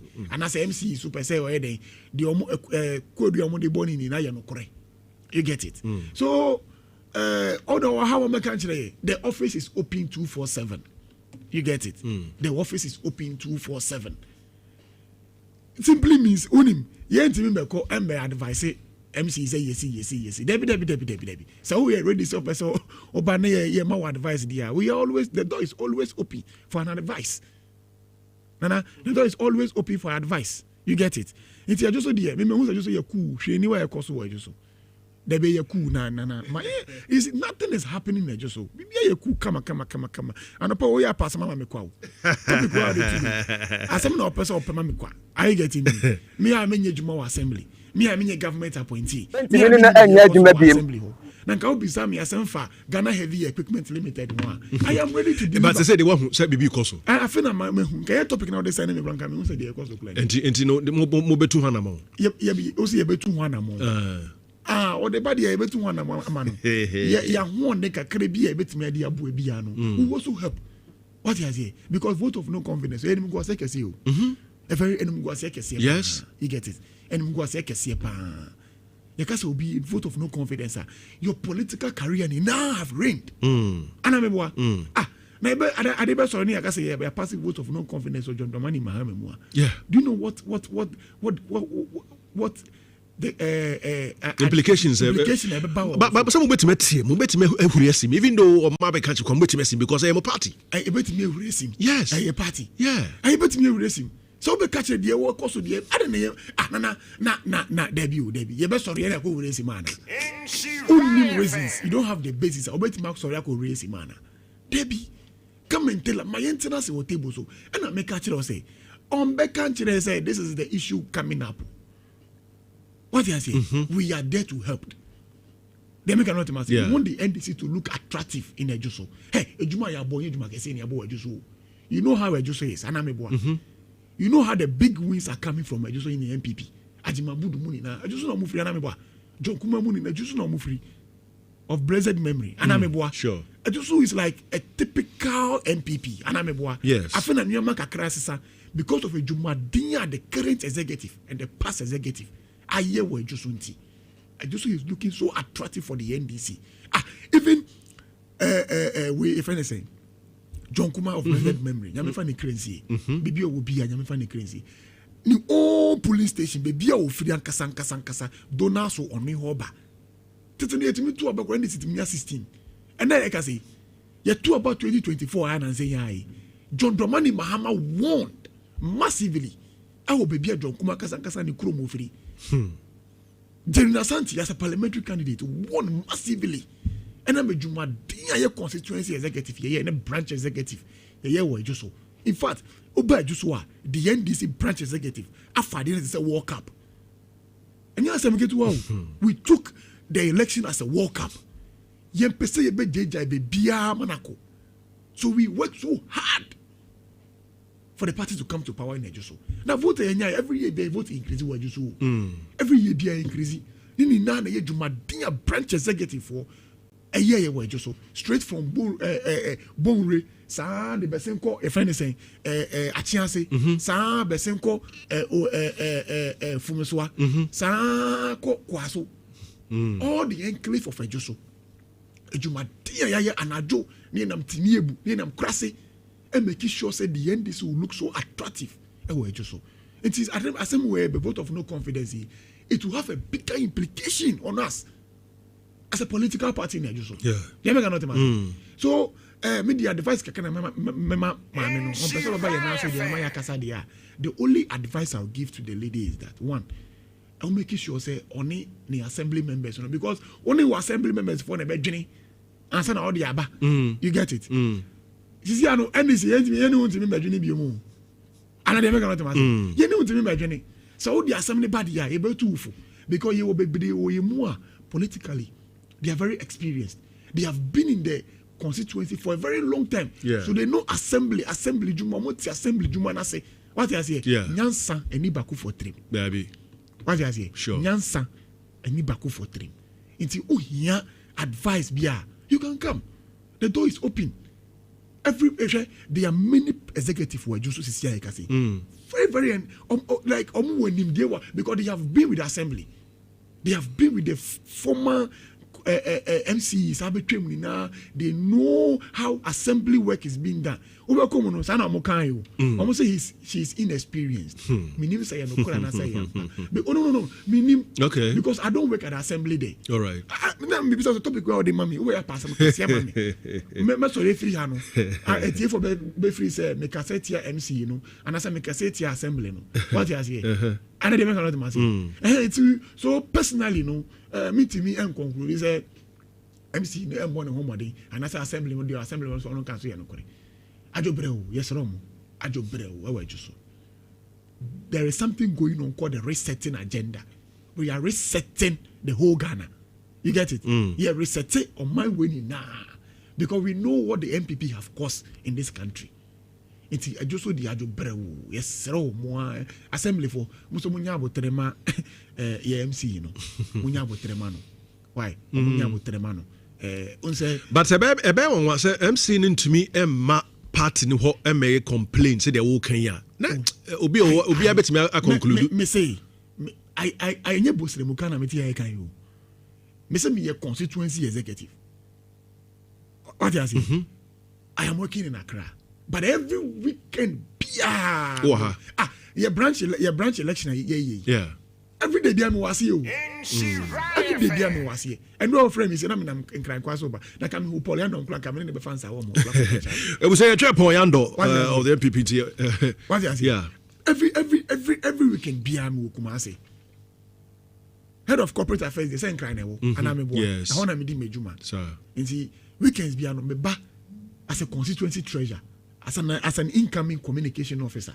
It's every weekend piano we constituency branch election piano every corner piano me who are da MC buy every ready topic say actually as an executive say when ekoso I see into mama yentena say e be so na e be fa abeboa ama assembly no omo temper abafo on be discuss ye obi se me bua obetimi afre we feed kese we so aka kire say me on member discuss ye I see so when na contest pay me bua me na contest treasurer and I will beat no so say o MC who interest o na me who interest o MC asema obi sa media asema say na obi sa media say na no asem nti bia ho no why say yeah Muhammad ma me no me ni so sa we need interest Debbie in becoming the Muhammad de mami me ni so pa but Muhammad sa the MC ni kan ma wa be the MC kan me ni be so ana the mami me ni so yen hwe de ya me be me nka sa me pe MC you about the ma sa obeje Muhammad de mami asa na ji ana beje e wonya me ho but the mami de me ni so pa yes me ni so juma we me de kasa na me penti as a head of corporate affairs because a bit of pointing fingers at some executives so more shase na asem amena so no obo di ka ho obo mi di ka ho say me pay MC e wa juso o debi enye no kure obi eni me say me pay MC ade ba kwa me pay di pay na ye communication officer for juso ɛno na me contest for menka sɛ me pɛ MC menyɛ flyer bia sɛ me pɛ MC yɛdi Dabi flyer de sɛ MC yɛ flyer menyɛ flyer MC yɛ flyer go kan kyerɛ obi ba sɛ MC so deɛ yɛto aba o TF ayi wo yɛ na underground yɛto aba ana me boa ɛnkyɛ bia as a constituency executive yɛma me head of corporate affairs for Ghana Heavy Equipment Limited kakra at the country head of corporate affairs in the man Ghana Heavy Equipment Limited they say na Ghana Heavy Equipment Limited egu and you see abiu kotena ho na making sure say once I revamp with your CEO the me CEO Jumadi and Obonti ni enko revamp ho. So what is this about the so you want to sitting afar and as looking from afar who is assembling the enema ekosei sitting afar because I don't work in because you don't work there, but also because your party is in government, you must have an interest. I must have an interest. Yes. Because to the governance system, whatever governance system, the president appointed the MC. I just of work as a becker. Maybe I just of work. Who I just hobby. I mean, what just hobby pa. I just want to make us a dear cost a year 9. What did the empress say? Maybe me against somebody, against MC, and I'm against. Today the mechanic say, Ochena Makedi, for Cambrano, and you reporters, Namonko Jumo, Namonko interview say, the cost were just me a year and I say, they are the good people to give a perfect assessment about the performance of the MC in just so. Okay, but what did it be? Yeah, I catch you say no correct because me person party no any beguase and I'm what did it be? Me say ubisa me say question na me ameti here me NDC ni mapa. Yeah. O ye dem kura me NDC ni enti me hwe enti de be ye be so aye because me person party ni be position and I'm boa aye pa dem akoso ye kama. Enti the only person obetimi akọ interview no and I say akọ bisa that question no ayo more floating voters no mo we just no omo to omo no omo nim ye omo tantan omo ye survey bia se musa dan kwa ye survey bia o make sure so ye survey no with floating voters because the catch them say give an assessment of John Dramani Mahama's government. What are you talking about? Look at the economic indicators. But come on. So the perfect person to me answer question I'll be me. So if you are sitting from afar and you are seeing what is happening, it's the floating voters. I'm aware just so. It's actually not a market day. And come in Japan and Kabema or reporters for a market war. I call some 1 or 2 survey. I be said, dear, no cost away just so. Ayana saying, you get it. But we be something and we have to move on. When the entire may be South because recently it is a party no NAMC ascent on Taubia to Temwa.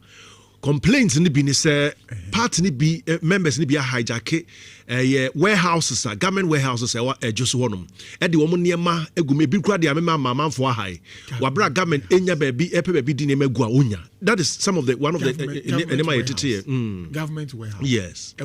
Yes. I party executive. I hijack yes. Won't be sir. The no hijack. And no makai. Like warehouse there. Also car warehouse. I mean some make a warehouse. Warehouse. Yeah. And the warehouse be any was any me executive hijack warehouse be away just. Warehouse ni ho na say omo hijack. Say yes hijack warehouse be away just. Warehouse be na way just ya be hijack. Mama what you say there is a difference between the political party and the government. What you say? Yeah. And the NDC government, party executive be hijack and our embassy abai ejuma obey one. Say the common fund ba. Common fund ba the coin. Yeah, the Ejuma constituency. And a district. The coin fa. MC or assembly or. Yeah, the ba constituency assembly. Yeah, the ba constituency office ana. Say if ba constituency. Assembly. Yeah, the assembly, but if ba constituency office. Into the NA hijack. Government project ben ya hijack. Government warehouse ben and a government development ben ya hijack we just. One. So we share developmental plan na e wo ho na. Why say me na MC. I will constituency chairman say man, constituency treasurer. But so because of Behano, Behano. Why and they give you a permit set developmental project we because we just so. A MC and ameboa, a treasurer na. Dabi. And penny kudamiana. Allocation of common fund me na yedi midin to so ana. So what are we saying? Say the executive have hijack. No executive have hijack any MC developmental project or anywhere just so. And to me say so that. Now me bizarre MC office no key no why same no. But say MC in same ana meboa. Meboa na. ye ka say yama distinctions omo ye dwuma o municipal me din ka me ntise me chairman din ka ho me ntise me secretary din ka ho and I me ntise me youth organizer din ka ho they are amanfo bi omo appointment omo work constituency executive nim to send the NADMO coordinator deputy NADMO coordinator and the youth organizer or YE omo no mo ye dwuma o municipal apart from and a government appointees plan meeting on me once in a while and ameboa so asema me amiti me deputy treasurer me ye dwuma we dadie heavy equipment na me ye dwuma o municipal to work into me amiti nkran me ba weekends but my municipal ha ko haja ke bibia you get it. You see, there is no interwantawa between the constituency executive and the MC. Never. Bibi any wasa. Really? Bibi any wasa. You need interwantawa biya. Recently, they see a bar media moon at the Adenia no yet. They never buy. Theatrics and answer day. They never buy. Say, nay, Kuana. Tell them. Oh, my infant no we don't have any issue. Assembly members no more hono. Omunya indisifu. They are all MPP people. Anameboa. Composition of the assembly members are more so. There is a survey my Seattle was say it's only about 3 people per, and I think 2. Bakukula de na ye names or ye NDC ni sa. Assembly members for no mu ye mienu per. About 24 was I were so. 2 people per, and ye NDC for metima dem en sase me bo. Akaso mu ye. Assembly members are more so. Okay. They are coming now. Omo MPP for nkwa. Me MPP for organize am club bebre omo. Omo assembly for. But omo presiding officer no club can assembly club no. Oh MPP ni anameboa. I was standing for regional treasurer for the MPP. Mami lady no anameboa. It is the na ye na be si omo chere be ka say the omo nya ni. Dabi omo na omo ti ho. Ana omo hu di ekoso. The American not to say. And yet, it is if I'm a be first born in Bebo constituency executive. Because constituency executive, you are Brancasa. They are really Brancasa. Ya bre Casa. What I say? It will be an answer. My monty on a moon discuss your massem. Yet, yes, Rome. Ye MC, you know, you don't know, papa. You don't know, you find an image form da. And I am Modoro. You don't know, Ankasa for Yakumu. And I am Peninsula will be for the name to form. What is here? Until Obi catcher or say, any constituency executive, MC, you know, you want Tawantawa. I am Kuntumpo. There is no truth in it. Bogu, Shini is hollow. There's no leg to stand on. Ye need to quit Bia. You don't know. Say your mammy. You don't know. Say your sister. Send ye don't know Pokwaji man. Sounds on your door MC. Oh, ya come pefe. You need an interwantawa. So only you want tawantawa dia. So only individual being a whole constituency. No musu na any MC no want tawantawa dia. Me de la minti minchere. But the meaning pefe ni say. Ye ni MC you know. Ye ni interwantawa. Ye ni interwantawa. Ye our doors are open down for advice. Me buana. We are easy. Uko municipal wa ye advisors for municipal wo woni misa yeah it yen ko ginemu enti mi ko ye chinchin ntwan se brane ye advice you see you can force the donkey to the river side, but if you can't force the donkey to drink the water anameboa ye bet man ye bet obeba ye me force so brane yen tufu by o me chinchin ntwan brane mi tufu me boa na oba yes na oba ye imprudent. Now, you are pooping into somebody's issue too much.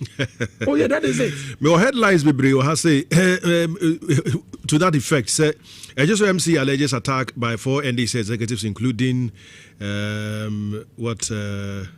okay.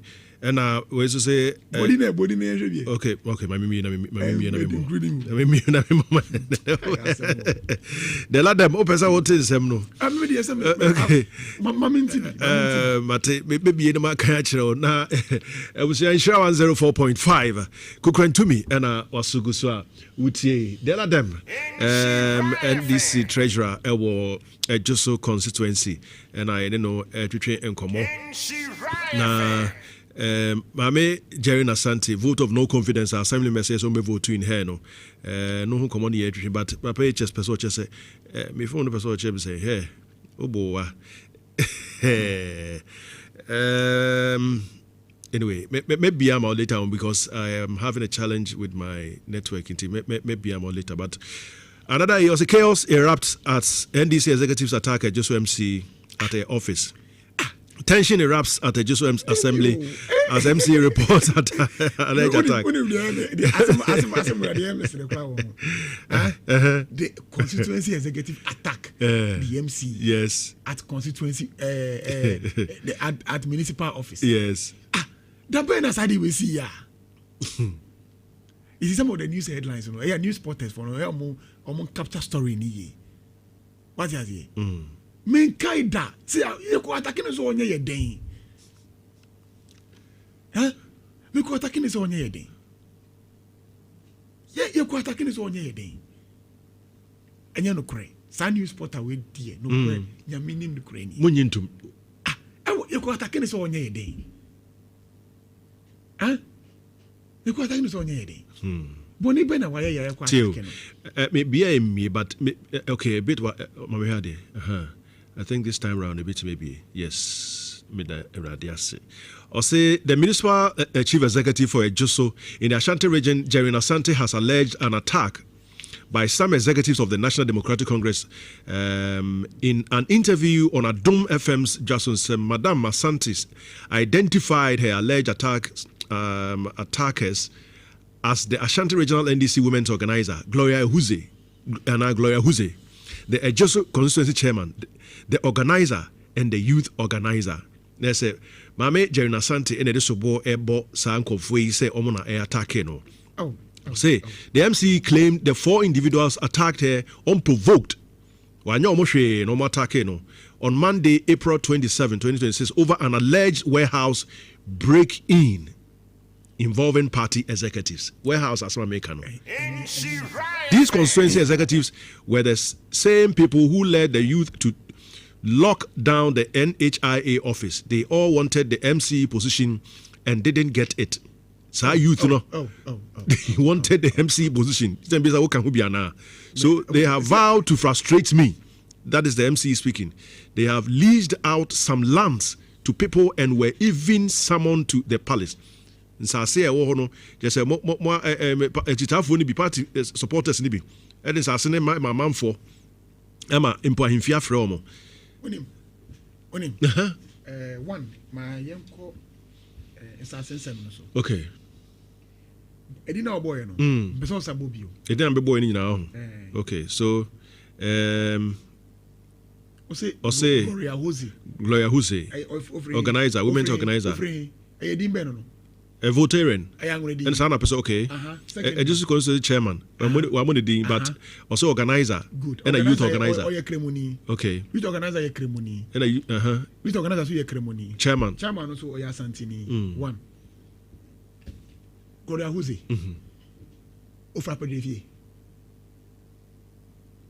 One of Ofrimensia. Oh, as a Mr. Namibisa. Na me chami ni una woka. Una ofri hoba. I ofri ni krum. Okay. Abeye regional women organizer wa Ashanti region. Into who you sure. Se nana onkwaso baby a obi amechia King Solomon. So betima ton. Ya nana opemiso the developmental king na sase. So just no ohini wo ho. I mean okay, me some nana na e kan. Inti me wiana masako ya nana ofra ni okisi nana una my baby ayetena Gloria Huze ye amuneni betima koton nana okisi nana baby a obi amechia wa no pawe obetima koton na sase ya se bisa na mi bisa nana. Secondly, Sani Shaibu a often organizer yi ono fi no of ne ba yo ana nana amane baby kakra setena obetimi asori wo ni pemu akoton okesi asase nana baby a obi amechia nkwaso. You see, we should be very unim in some allegation bi wo ha nya say be. You know where we are. You know how our chiefs omo form asase ndi agoro. Into we are sure say me are the lamity here. met me beton asasi e wo Kumasi ha. There be asembisa na mebisa wo. The lands assassin e wo ha no have been entrusted in the kings anameboa. Oh ya him for answer. So allegation obi yes obi o ya ngure ni o ya regional women organizer. Bet me asori anopa. Akontonton na okesi afrani asase. What be that? Huh? What be that? Debut we see analysis me analysis me. Oh yeah sure pay face say me the ladem. But me dio. Ya from Nana Kwame. And I mean me fra him view. Me dia hini wa santimemu ha o. Okay. It we are sure say met me asori anopa. Akotwintwa na now afrani o kesi asase. Say me tonton ana. Huh? Nana? Oh, asembisa na mibisa also. Huh? Asembisa na mibisa o. Can I do that? Met me as it can never happen. It means it's da. Sounds no be so to me ba mi krom. Once there is a chief day, I was waiting to come back to Tom and Sase. You get it? So allegation be 1 year. I say you're very careful. We need to be very, very careful in some of the allegations that we are making. The assembly can say 1. Mamina you A, B, C, D. On take a Jumana say.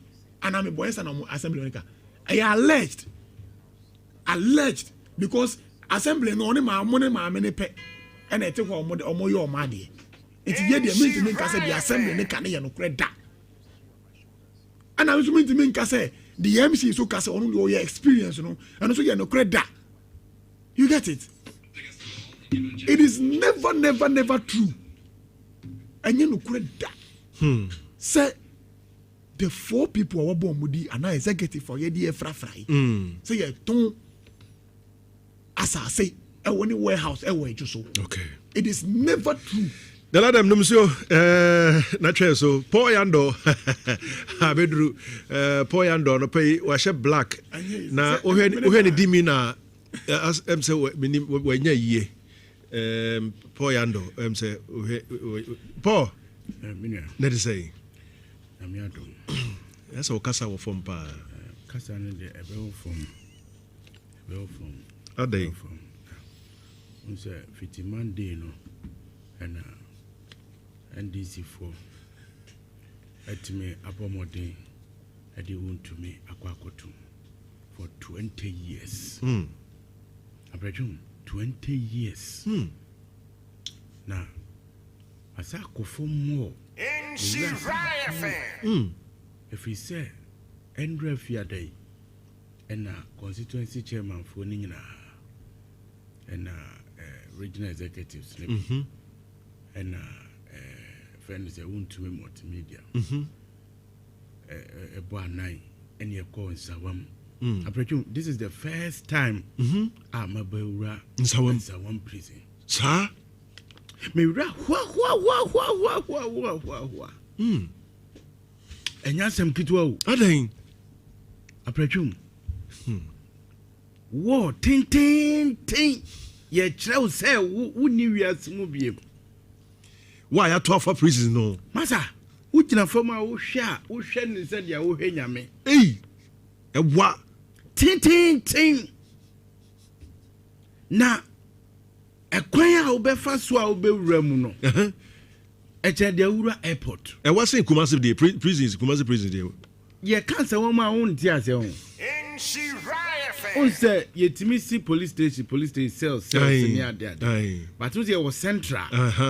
What dear, ya, Yidimium. It is a woman near headquarters. Now, may Chow say a series of a year be fem and Sunny Edwako. It is a day to quite now. Sir, it's a chew. Minia, a Diania, Yadi Koma wound to me no. This is a testy. Sir, no be so. It's not the normal and the usual. Yes. Of say we're doing yes. So I check it. Hey, Ampratwum me ra ho. na yetimi ye ya efa bibia mu tra ne atra gina ha ne gina ha sa ne yedi ekohia untumi na ehia untumi no papa hu wo so sei ehu wo so ati se da wati egu so no menua ndc fo ye boni o ndc fo ye boni ndc fo ye boni de yenka ne biem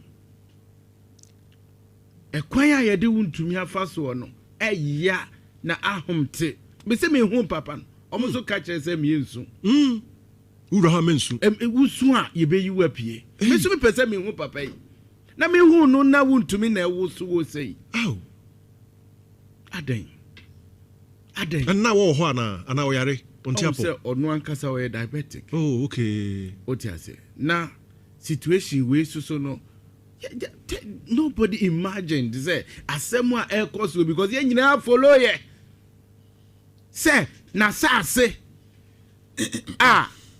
onu ankasa maji atum wo court say onye galamsey na okura ne papers odi ye adwuma asase na ankasa so amoka ho asemu na ankasa no so okura nkrata odi ye adwuma na enye se mu ko ye no wontumi na nkotu gold no ontu gold wa asase ni so in fact on course o the only thing that all your asase no so no say wadua kube ewo baabi a ebi mu aye galamsey wo asase ne so kube o mu ko ye so mu hu kube no muko hu kube no odua 30,000 wadua mu 18,000 mu hu kube no na onipa na odua kube no na okotu galamsey a woji tu mu wo court se watu galamsey boni na ye nyina hwehwe no na mu ndc fo matima chinipa no a mo se wo ye jawo na mo bedi adanse se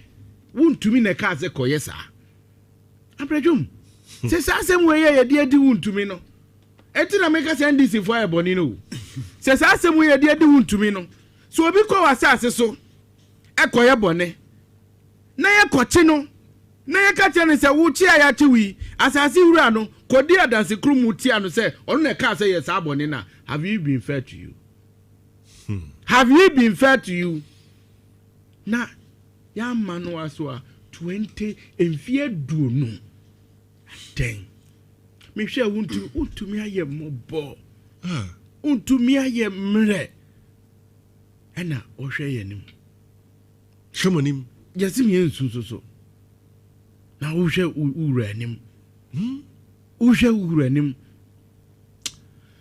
kafra say I appeal almost my appeal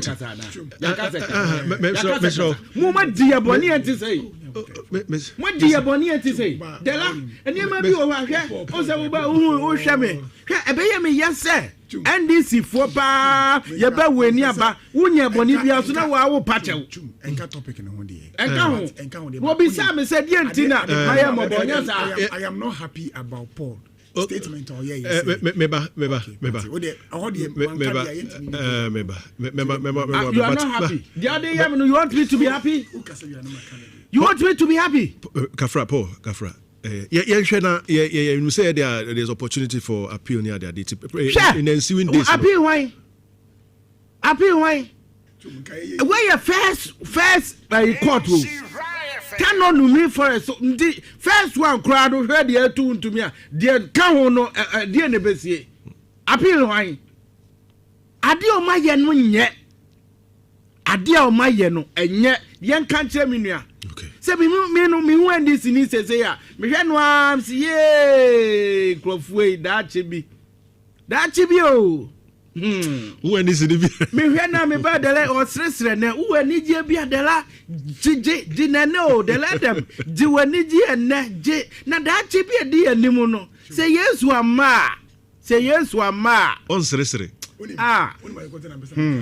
okay anya NDC okay yeah anya NDC party as a party NDC as a party this is the mineral mining act Act 2026 yeah and the whole pefe okay act no e ka kire say unnim na wotu agudie wo kwaye mu anansu mu a ubedemu 3 years. That as at 2026.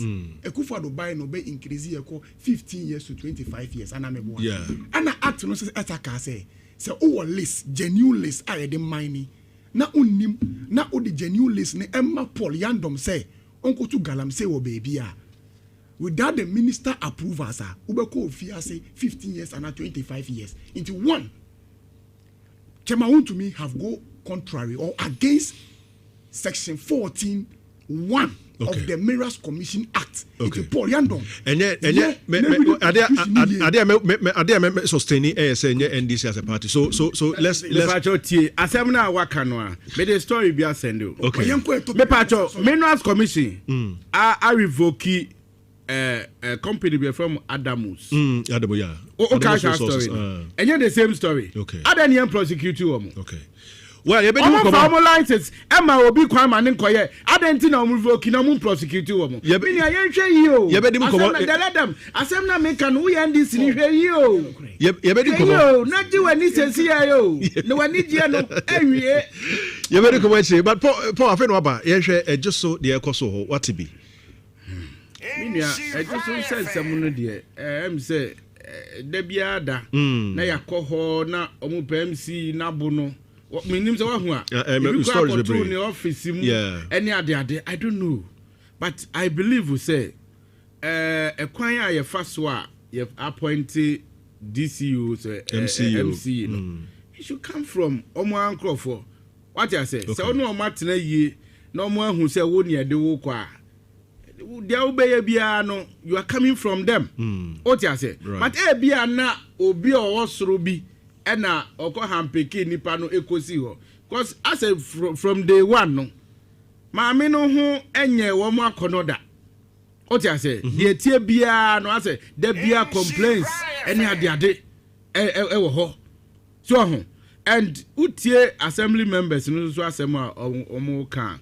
Na che say maame na nkasa so no ye de wo kwa e wo say usua adwuma no na wo hu adwuma ne ho mra, especially the act now establishes our local government you know what you say sua so na ne wo mo enye adwuma dan say wo no wadwen ne oniema wo fi say to say the omo allegations omo make say what transfer nya say what transfer obi no e na e change dynamics and as a situation no nipa na wo fi say open no kra no oba ontimi nya hwe because systems no ewo ekwan faso eye bibia no nya wo ba ye ne de eba ewo ho dada etinya say wa transfer obi no sometimes no o ye the wrong thing omo try correct wa wo se menti ase omo so omo ye professionals o omo nya ndc for na ye do omo abetena ho they are professionals, so sometimes no listen to them.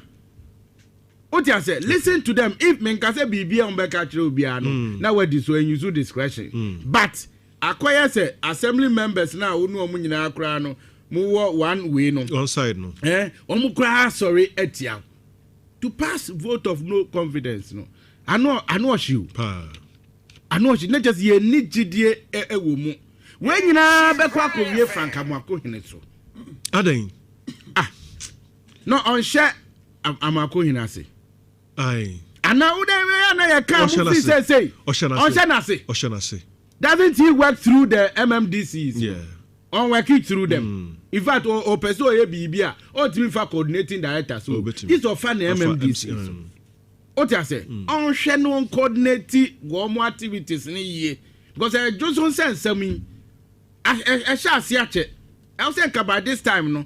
Why visited her some couple of times.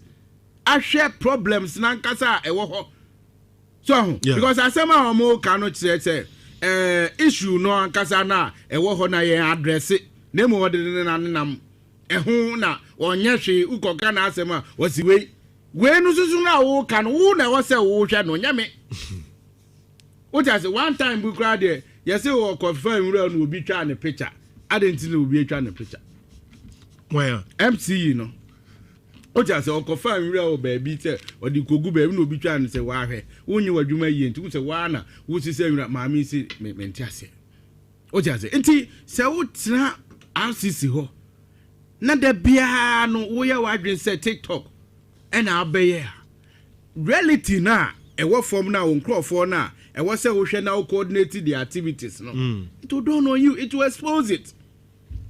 It will expose it. Share Adujama Ahafano South MC any MP Akabum to Gala. Yes, for the first time, Abiswa Forest, Obian Ramuda, Mubaye, and a Mutu Ewo. Ye can want them the Dendia, Nananum Kra Pamo, MP Nene, this is Obian free na him fee. For the first time, Okwabo Somuchia. MC no ye say onim galamsey no hu bi. O ti ase e wo bosomtwe o. First time ni entu galamsey e wo bosomtwe. Aduru ho. Enti yesre ye penasem ti da bia ye kana asem no. All right. O ti ase onhwe non coordinated activities of the MMDCs. Okay. Na koye too many. One too many. Ade echi a say ade we enye papa. O ti ase assembly members na dia o maye no e kire say ye ni gidie wo ho. Okay. Na me no eye se o maye press conference sa dan senka as usual of NDC no kabadi stage dem da unte the American say eye ndi ufizo m betima ye ne sa akwa party for ne chase sa party for ne chase e na omo na den enye omo a enye omo akrofo. Okay. What you say? Government appointees in the omo kan Monsieur, about 12. Me say, one can who be. Okay. Oh, just share signatures, no. They are even appointees, cry. It's bad. Okay. Let them. In fact, Ashanti Regional Minister Paul has dragged it to this issue. It's bogus and family mukura. And I was on the assembly concept. I said the assembly members also at fault. The regional minister, born home or DP, say, "We commit tension down." I'm telling you, severally the man have come there. Okay. Men can't calculate. The man have even called. Okay. The MC and the executive to come and sit down and discuss. Okay. What to the night abaho men calculate 5 times. All right. It's Paul. Okay. The minister can't say my area. Who can we expose the minister? Or can say area? Or can say my area? Area say. On what area yanka vote of no confidence. Ona what? Oh, can I? Ona what you catch there say? Amako hene. Embaho embe the ekoso. Ona me catch there say. Okay, so the last is doing his best. Yeah, that's it. The best in the vote of no confidence. Best. The best no any vote of no confidence. So say say but one kasa usuba ni nya de na beka. But the kaba say mo say assembly twa. Ananya sa. The president of the region no okwa say mo ntwa. Wo ana na ya o yes ah. Ade o ye nye. Mami nkebi. What you say? And the assembly regional minister will not condone any galamsey e wa Ashanti region. So we make catch. You never support. MDC no. So be a galamsey. Na mo da. Me na make am. Utunya we. I wash. Yeah, we have to be. Na no can say you can nye. Chum. The regional minister Frank Amakohene will never support galamsey. Oh my way. On can support or say e koso. Say e koso. Into coordinate mu ya. There be e koso kire say na ote ho. And why hwan so munye. And I make a Paul say it is never true. It is just a galamsey in the there was security couples. It took a journalist, even a TikTok to go and expose it. This is the Marriage Commission Act. Fanuko ora ye biato. Ebini. Ana fanuko. Ebina mo TikToker na eka. Wait. Say also where ya no kre. Say now what are the MP he came and apologized to the MP. Anameboa. He came and apologized.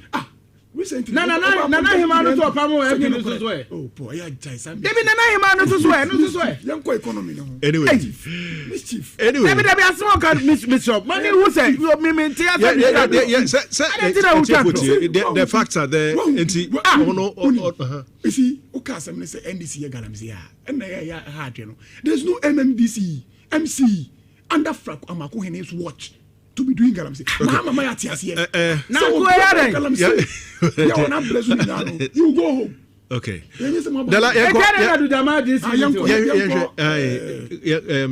Economy.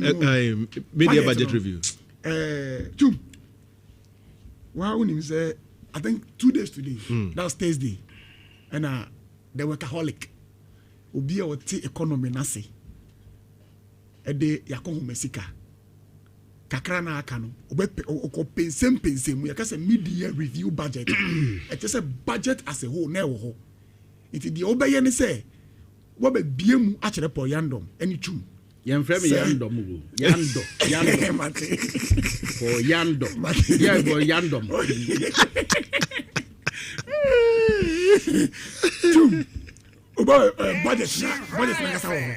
So what you do is that one, as a mid-year review budget, you know, over a beam, actually say this allocation here they call Ministry of Education, no, sika we ni say, they call Ministry of Transport, sika we ni say, they call multimedia, sika we ni say, they call has sika we ni say. Na ye fatu ho na me, ye fatu ho na me. Na ye wia, die ese ye di bi soso no, ye di bia soso. The ese ye ni ye no parliament better na say ama ya pense mu say ye no kura na say ye no kure. So ye ka say mid-year review budget ye ba ko pense budget na ka the mother budget na ka sanka mu. And a finance minister ye say president ne ko ba or the finance minister ne sina na mu e de ko parliament on kom pense budget ni mu enchire Ghana for. And in fact budget na finance minister be pense mu no have shown us the reality of the economy for the past 16 months. And I was so happy about this particular budget. When you be kind there too. And yeah, corner rough. Me whole budget be say that the budget was not full of Quran, neither full of Bible, but it is the reality of Ghanaians. Nanka budget be a budget be a at the fita nguram kwana ne wum. Former about 3 years ago and 2 years ago. Budget be a de breye biano. You could see a gargantuan name and cost war budget. Nyame na aye budget. Nyame beye budget. We den kura beshi mo budget. So tini na ogana. By Kenoforiata, father of all we jani akwi. Listen to all the budget that Kenoforiata de buy. A big name, but the budget na say wurankuan na wom. But this budget have shown us the reality of the economy in this country. Look at how the economic indicators were performing too. Under the NPP era, Ghana, Fish, Moody, rated Ghana as a junk status. So okay, you can say economy near junk out there. Just a baller, where them could ye atitia pansa. And that you can say they have ranked us as B. It's poor. A small girl who goes to no child be a why dear papa, but to catch no. But on your junker. Poor bet canamba pa into the Ghana for Tekufadumba. So the economy they call junk status. And now I can say another Ekufado era. Make us about budget no. The budget na make us no too. Under Ekufado era led by Ekufado Dr. Mahmoud Bawumia and Kenoforiata. At the inflation crack over 52%. Omuye ala na lasula la sana de baba 23%. And now I can say team na your economic management team no omonye Valanda boys, but they are men that understand the economy.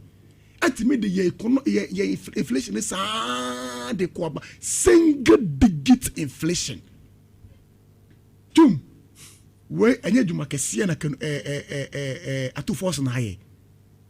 This is a big work and on my under the NPP era, tum unemployment rate was about 16.something%. And now you can say unemployment rate is about 11.something%. Such a beautiful budget. Uko Juma, many airport mikoto odo hayase. Tete no.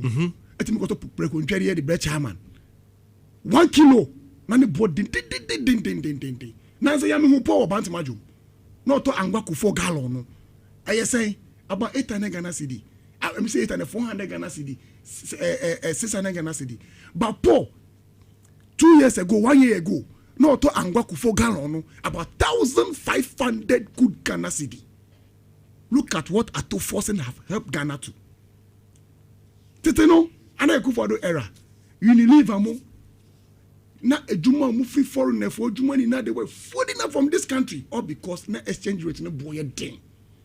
me bo anachum dollar na timi ko about 19 good Ghana cedi uko Bukari wa Alaba na about 20 something good Ghana cedi and that you can see dollar you saying about form aye kama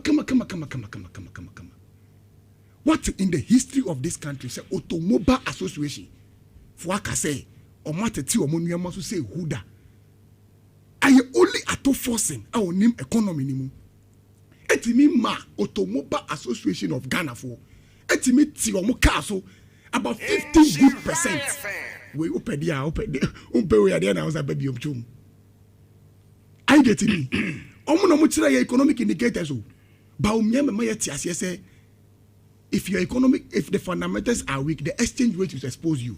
It's in an upper way. I am basically basing on the economic indicators. About Myanmar yet but for any lectures I can see and I'm Mahmudu at the better Ghana for at the end of the day, the digital gate and exposing big time. The economy is getting to a place where Ghanaians are happy of. Reset agenda na yekan wasem have translated in the budget. Look at the allocations. Adebako ye me de when this buying we no say chum. Government na spending basa. To say betima ko Israel akoto abo every year su krom say the foundation stone esi cathedral no. E bin say da when this abreso. Chum me boa. What be that? To say kobrani betima tena ne demu. Yesi yade ko di ro COVID-19 na be dokroye. Koto vas in breya ukoye no o ma yakobu u ya be kachere ajiba no abe kachere say na wenim na hu ade ye na ye bu fa so what be say when this abreso da what be say ko brani oba besia betima tena ne dam e de jomfo ba edin atoto NSS payroll so 715 ayaye man kola o free university no na oba besia tena dam e de school for jomfo ba Edi, as so say at the end of the month, omonye salary. What be an NDC government? The NDC government is not spending recklessly. That is why they are telling us that we are not spending. So we should be spending. If us can go on the basa. And now that is the distinction between the NDC and the NPP. That's a very wide distinction. The NDC government think about Ghanaians. Look at the amount of money I World Bank and they invested in second cycle education.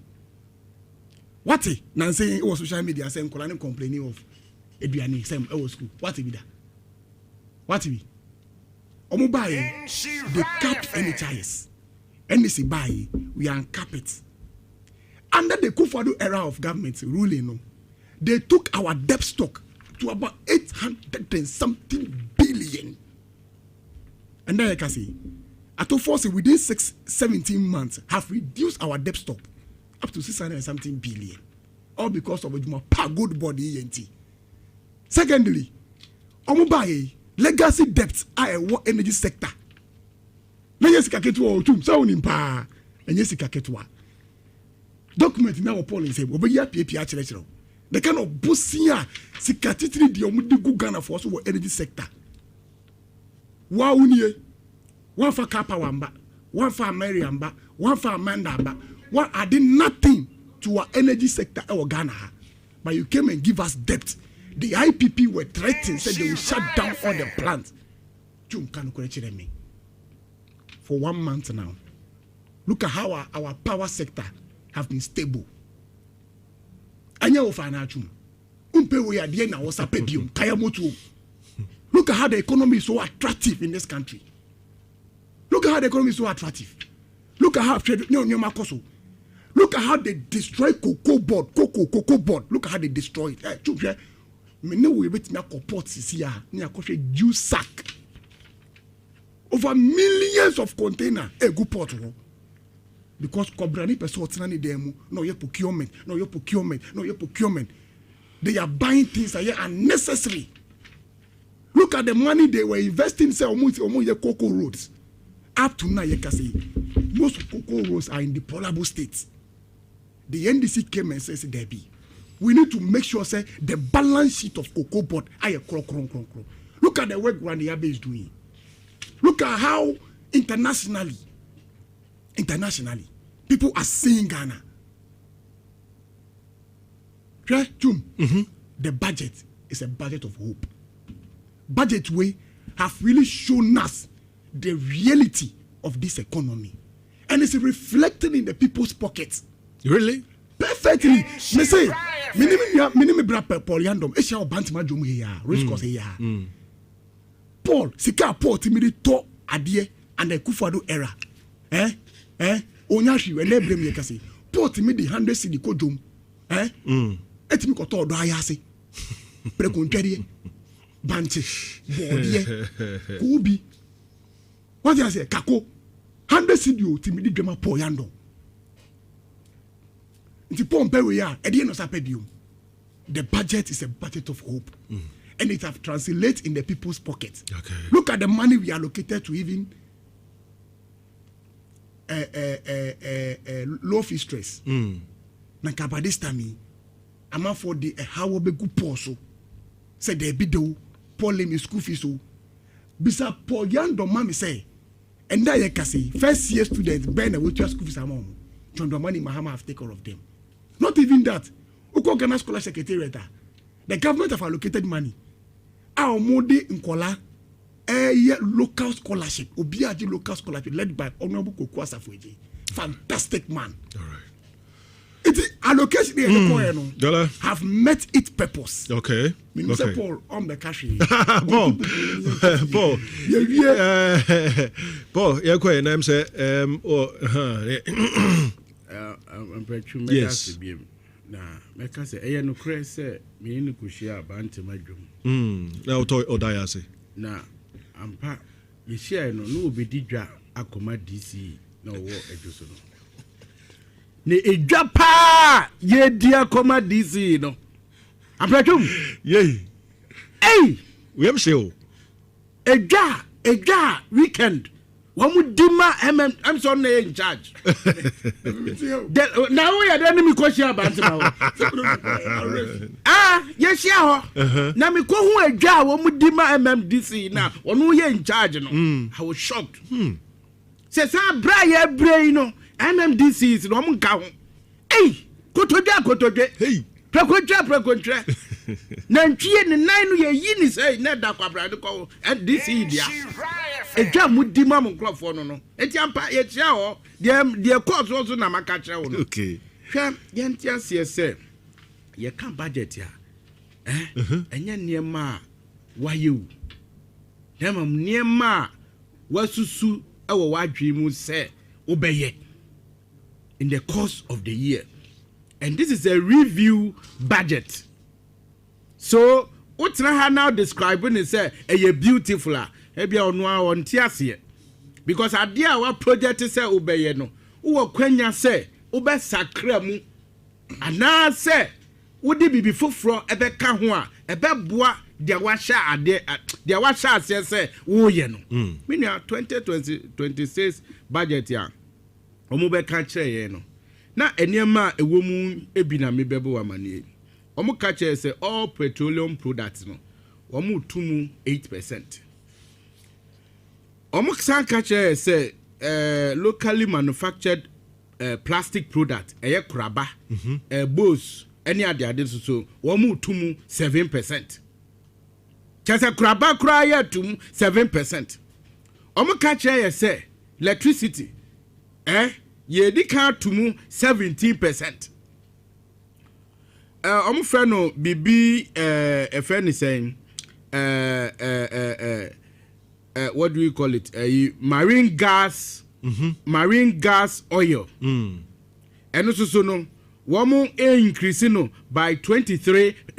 There were a near Nina were going to be increased.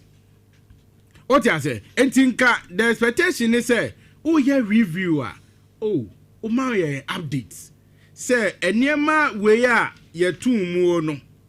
And then me fee senka ye nya say it in a boyen it yen to us and say me hu say e de ahokyere bi e breyen enti yente so o ti say ye hu ni sa rather no wakinka we ya kire there wasn't any update on 24-hour economy na mo amu flagship adeu yanti ho asem and how ti ho asem o budget there was any update adwuma wura a mo say eno na de adwuma every the youth but what ho asem mate ho asem another one susu ye enkokon kitekite no de we wan kan but who said this month was the last month ni mu no and our Greek minister ebe ka che say enkokon na aban kokon no a ye de sika ato abre wo man no a omu so ade akoma NDC fo no omu adwe kokon no kura nyiye omu de light soup adwe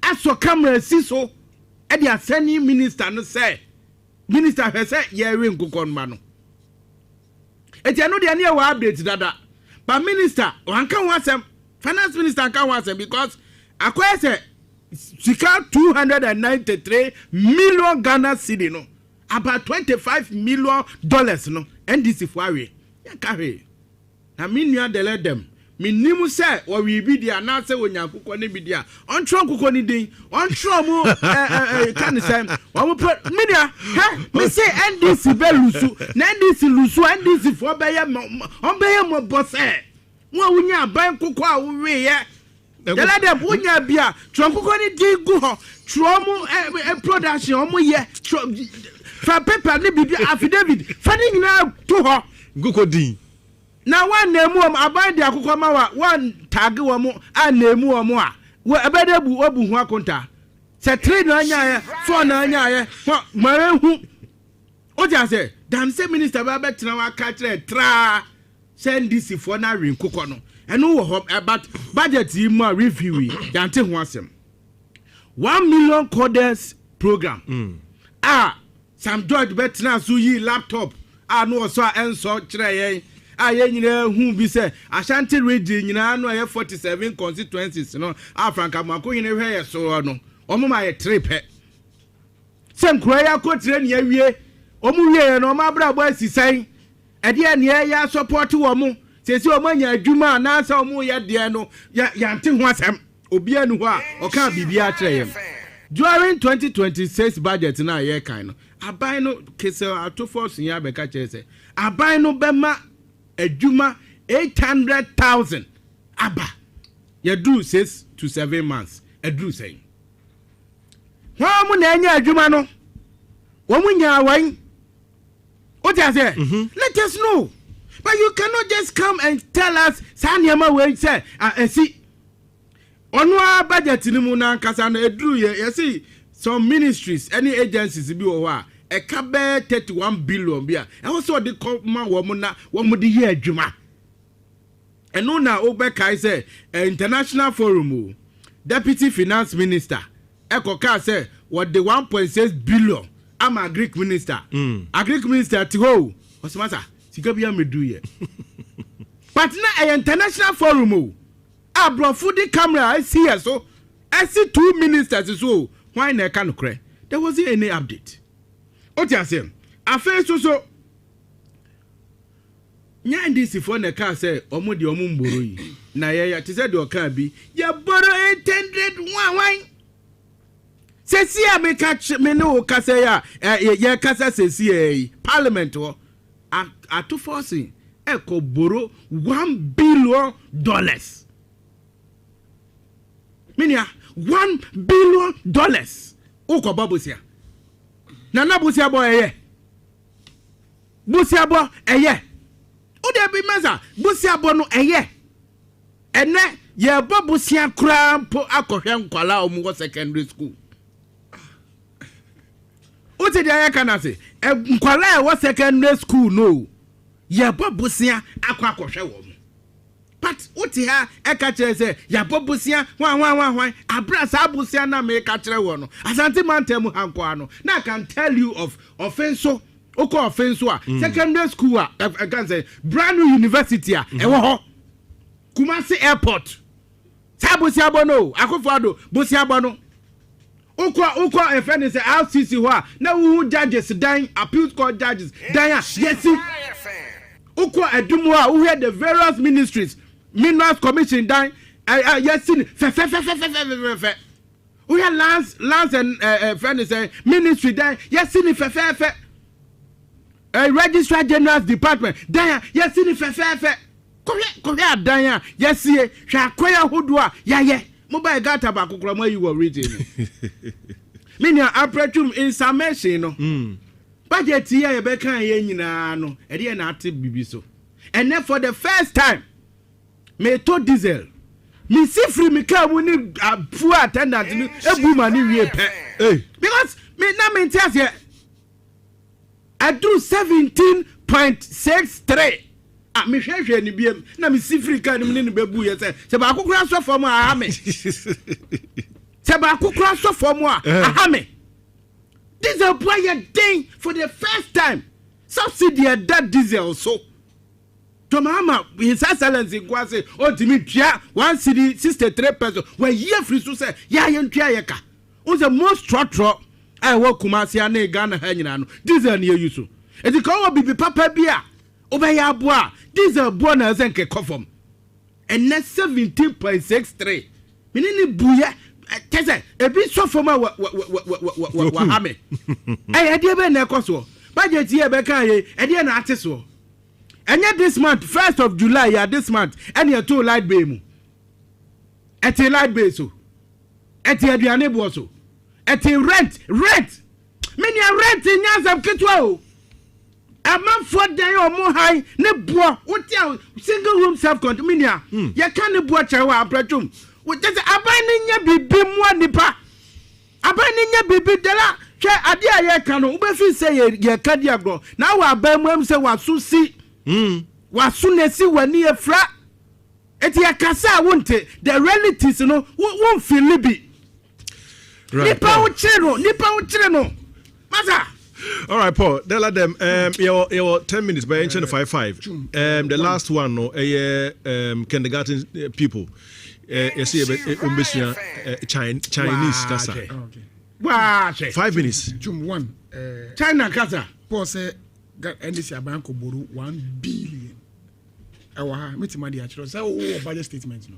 But who be odi ani enko. Me be ehwe. Because ade na bia e fa so be nya wo so. Eh 3 million.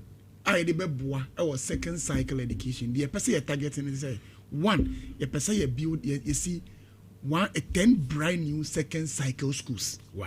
What I say? Na ye we are ya boa ama get fan a complete community day schools no into one yambodo 1 billion will be there. Okay, Parliament approve 808 BB6 or so. That is 1 billion. 1 billion. Now one get 300 then on ka 800. Wa person who fast check him no. I said who ka 300 one ka 800. Yes. And this year buying Aqua World Bank. That's what mo pesika. Sika mo pen na ye 360 million. It was only 800. What I say? Secondly, Paul say you buy ye. Young create employment be baby. And now make us say 24-hour economy policy no age more publishing house. Me buana. Publishing house be. I won't cry. Octagon. Now you to come out in cry. Publishing house no can was. Me just say come out yanka economy no. Abotre na me nka me dey. Oko publishing house they are running 24-hour economy day. Publishing house gazetted documents. So when you move that for the minister only about that's our documents now who can was a publishing 24 hours Oko porter one Oko porter first no skeleton here and then you can see they are running 24-hour economy our port you want in Ghana Oko DVO and then no madam for be what do you can throw secondly akwa obenya semo secondly 3 minutes Chinese language secondly Oko DVLA. The exception of DVLA is working at 9, 24 economic. Come on, say the name. No, come on, say the name. 24 hours. Ewa he. Oko NHA Ghana they are working 24 hours. Now can just work control. Asimo kan well Ampratwum so he no. Asimo kan nya control. Language. Education Minister Babonte abeka kire say our kindergarten. Chinese language. Yeah, I'm the curriculum. Yes, I don't see nothing wrong with it. Yet here we are surrounded by francophone countries. And I'm yes, you are French. So a better supplementary my say a better fee. Say oba wait me another language and ameboa because you too kind baby pa meboa na people travel a lot nti yes at least unim French can no unim Chinese can also start to dia you are good to go. So there is nothing wrong with it at all. This is not an issue where say you say I don't think Chinese almost you are the best say why Chinese? But there is nothing wrong. Not Korea, not Japan. Say Chinese no. They are me who say in the anger because this asema okay me say the blank eye of me I feel na mate asemna say ankasa yi say education minister about say we can add Chinese language to our language. And say she. It is good to be multilingual. And I'm a train say one. So be sorry no pa. Now baby fie. No catching chon ha. Sika de ani bi no. When is you one? Democracy ka kwa endorse that. Steven Sika endorse that. So nothing wrong with it. Say one. And let me tell you the way Chinese are rising. Is it most of the cars are moving in Nano? Look at the Chinese cars are moving. Okay. Even the dashboard, poor can always see from Undum Jano. Screen a bone. Most of the things are written in Chinese. Memoana. Most of the things are at the kindergarten level, no, they know. They say, this year, only practice make man perfect. What I say? I didn't start to university. I better than what I say. Madam for people who more foreign affairs ministry. What's your Chinese? Okay. Because bilateral, what I say. In Colombia also, they want to work in Emirates. Or this flight. All right. Sometimes you need to understand this and I go, so I have all right. All right, Della. It's me French. It's me Chinese. It's me Korea. There's nothing wrong with it at all. I'm pretty Chin Chon Chai. Because there's them say I'm a Ghana. Chef, Mammy Casem Cho. And say my car on several platforms say Haruna Drus wrong. I'm person good anymore. Sa educational ministry honom de ne koe no. Papa no person good anymore. Ade. Na wa asema ye discuss here no pay into asem papa. Udeti here mumma using the fact checker. Enye analysis of the reason why ye China kasa. What you say? Ankwala no ene nkosua. What you say? Oh yes ade na unso mimi dinidi pa. Oh yes UG Michel who tie me a yes ade no because me hu ede na aba. What you say? Ede na abantia sesi Ghana nkwala nkosua China kasa. Eti bankuso ana eti emoso ana eti petroso ana eti misua China kasa eti maduane so ana se eti o hawdi abebresa minamu wo Ghana eti so ade na nkola chasa metiasie ade ana muma Ghana nkola bresa Ghana nkola na China no ya asem kitwa o jase ti se de wa colonial master colonial masters across around there francophone ni ade nyina China ka ho distance across no you travel to China eya sam kitwa o say na all of a sudden yen go to China kasa on say ade bia wo betu ye bia no Ampratwum say wantimi amfa bia nka ho a dia wo betu ye no MSN no how na do so so wantimi MPP you promise free education say ye wi ase no near the STEM education abeka ho what you say robotics ni ade ankora no eye ni ade no it was an additional ye de beka ho I improve your educational way say no now the idea me ntiase what you say Ghana ha kra no uko standard authority you say bibia no should be written in English. Yeah. It is a China for a betray ye Ghana has a Montreal ya bent ye kosia. Now ready na kasano dia brafuno krapa and krano edi actual exams near there. Look at how they are struggling. Now krano prono befia me pro na me bano ye beka chuhai wa no anase ye be ni saying go fie ho. Edi confusion and see abai no musa. O dia say edi na me pese me who what has accounted for Same China. Because you see how be a TikTok say China need didra to say Makola new. China need didra. Yes, who call a mansua kelewele China need chikelewele. Oh man so. You do atwuma kwa homa. Oh, media for na report here. Atwuma kwa homa o ton patachi. Tanani. Hwa wo bisa car dealers a. See ne China for. Minim say ba wa kwaje China for sika o. Car dealers they are complaining. Say China for tomu say many anya some kitwa o. Na e de ba dia. E de fa so ne benya wo China kasa no say ye de ma e ko school so mu. What is it? Language den kai. Me say language de ye no. Be ye wi a. E de na de ba Ampratwum. E betumi pay mu.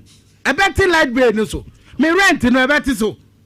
Eti mi fiera bisa me say fa rent bia na me ka China kasa e kire no.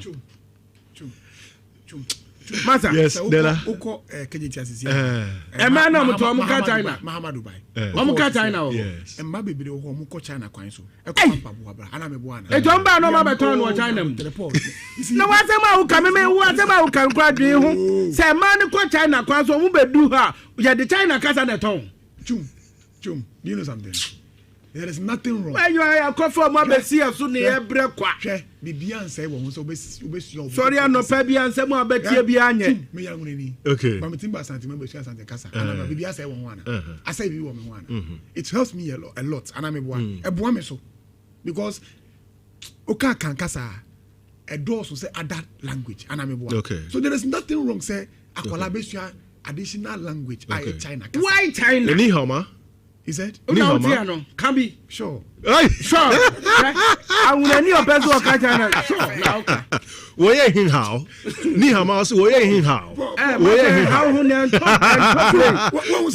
na ma to won enko wo say de akwadwo musika mu fo ma de ko obi ansua ne nna 0322083581 0322083582 also Fred Obrenie any come more hello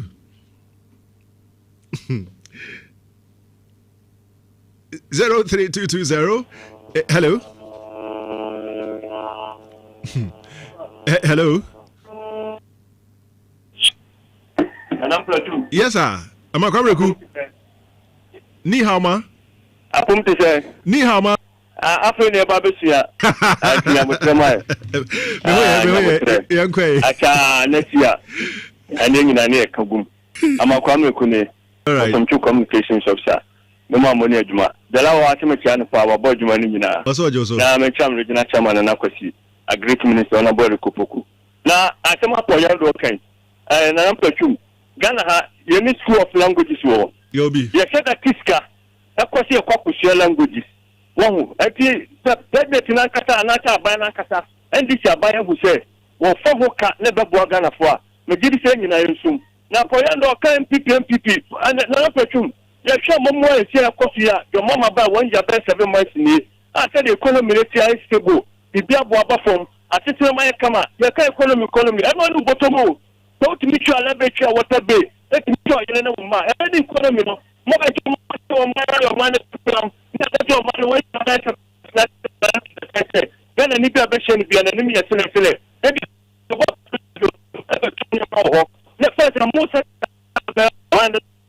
oh line bad Michelle okay hello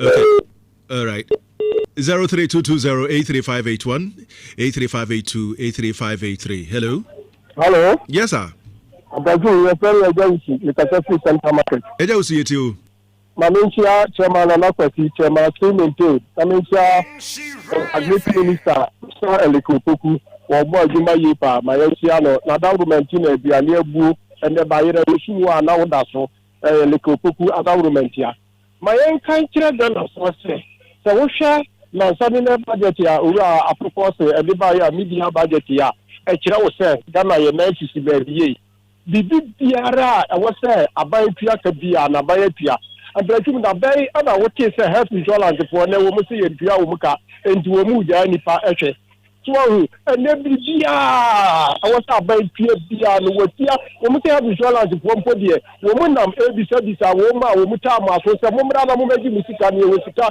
egu wo ya mamu papa ntia aban papa aba enunti ana ye ne ye koto aba ma jodramani ma ama no ye dana ye sori aba ya benya kupon so se wo ma ya je papa ni ya de koto aba e de ba wura jodramani mahama Okay, Medasipa, also the saying hello. Hello. Yes, sir. Ampratwum, morning. Good morning, good morning. Catch me up for Yando Semichian. What also? Miss Okay. Now, I think you can say, I'm going to for Minneapolis. For Sacramento. First, make a soul and the airport. To my we be a platform. No one send this year, Boduma. No boy. But I am what a regional minister. Now, who we say. Ampratwum Mechian and Akwasi, regional chairman. Okay. All right, that's is also Frey. And also the saying hello. Hello? Yes, sir. Nana Ampratwum. Yes, sir. Roman father. 104.5. The name is Roman father. My member was my farm with you. Now, my member will go to transfer my farm. Now, man, Chairman and Akwasi, Chairman, former KMB boss. Or for second vice for MPP Asante Region. Now, me tell about more, yeah. Patrice Owusu or Victoria Owusu or not to call for woman organizer. And I may find a get a master tour as secretary. Yeah, go cancel or that William. And the point is, young kind of question now. Dollar now, yeah, they pay water for you. They're not to rumor for them in second. Dollar no, and reflecting with Potomo, and reflecting with market. And for two, the money will go school. The super part, it's the master at all. The kind of water out the point down. What will this account? Nadella Medra, that's a kind of job.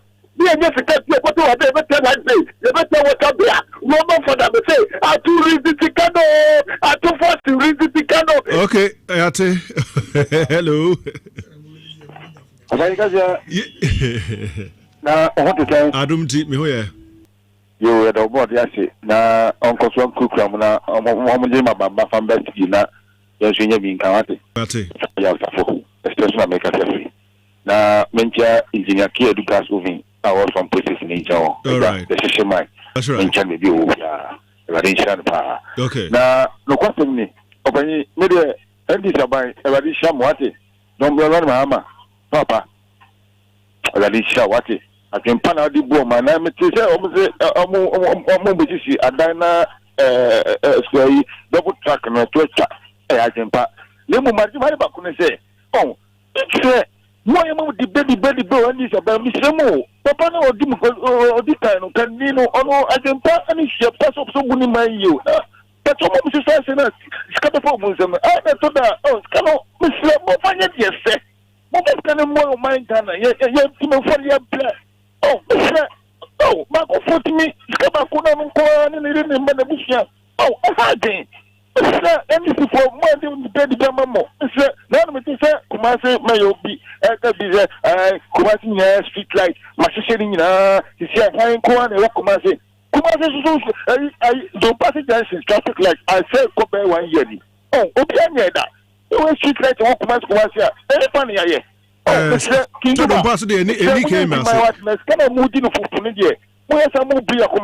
me that's it. We don't pass it any cameras. Hello. Yes, sir. Good morning. Good morning. Adumo. Yo.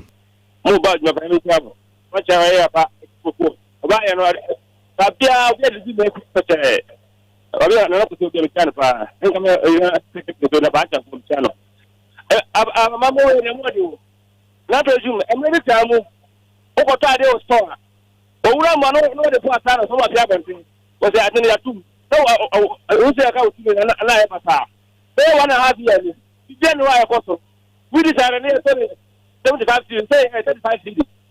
And then I made it from more and then one day after I say, yes, we shall go near the water because me from Kama. I don't want to see that. I said, the local city, I don't see you from. And then, when there is cities. And oh, I feel like I go down my side here. What I said, I better say, you know, and then send that by. And say, I'm going to answer this to Mama, and that's not going now on Mugana and Obaviano. Okay, me that's it. Also, they're saying, hello. Papa. Yeah, good day. I'm sure that they wouldn't have them offer. of a me for a few days from French Modu, and comma Honorable Victoria Owusu Chow. About more, yeah, Alpha, only the nearby regional women organizer. I'm in a point of what you put on your couple kind of assassin, mammy, Helena Mensa, and also by National Treasure, or no Sunami, and kind of woman in a movie, Fala, second vice chairman, Chamasu, Owusu, I, Chairman Pimpe, I also be able to Pimpe, mirror finity in Kakra, Yamekano. Offer. About we offer sometimes what you want to say. Jomahama and NDC, you're confused. You're confused as a government.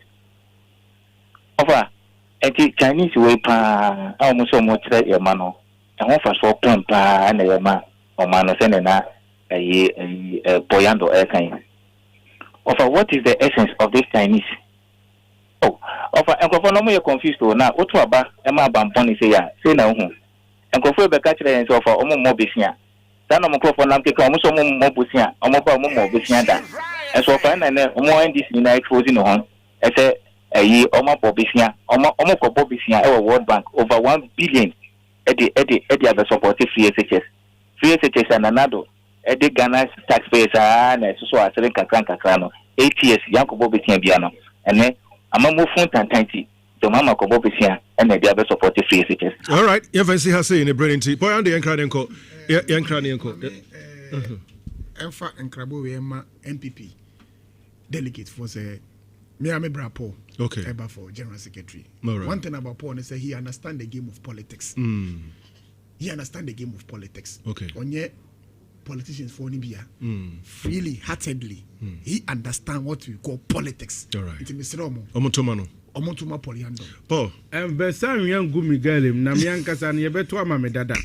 Ampratwum, yes, sorry, no, may catch a tier for any of her phone in our set. Poyando call for Ashanti Regional Secretary. That number 2. All right. Now, here a Jumadin, my year, even your Wabemu bar opposition, and there be a year 2 from Region Bia. Poyando. What I say, Nipado do not die. Mantianda, Makudru, and my farmer. And Odra me woman MPP no. The person me bejina as secretary. Okay. Na Ebwa. Good. Medasipi. Well, Kedu Michel Parker of Kedu Gasovin. Sounds na Kosia of Food Diaries. Patasi Michel no pa. Me didn't na kwabran prochibi das say otie yen team ni na sedan komo bibia. Radi adma joada yebesamba besomo. Ni radi nsa makrao.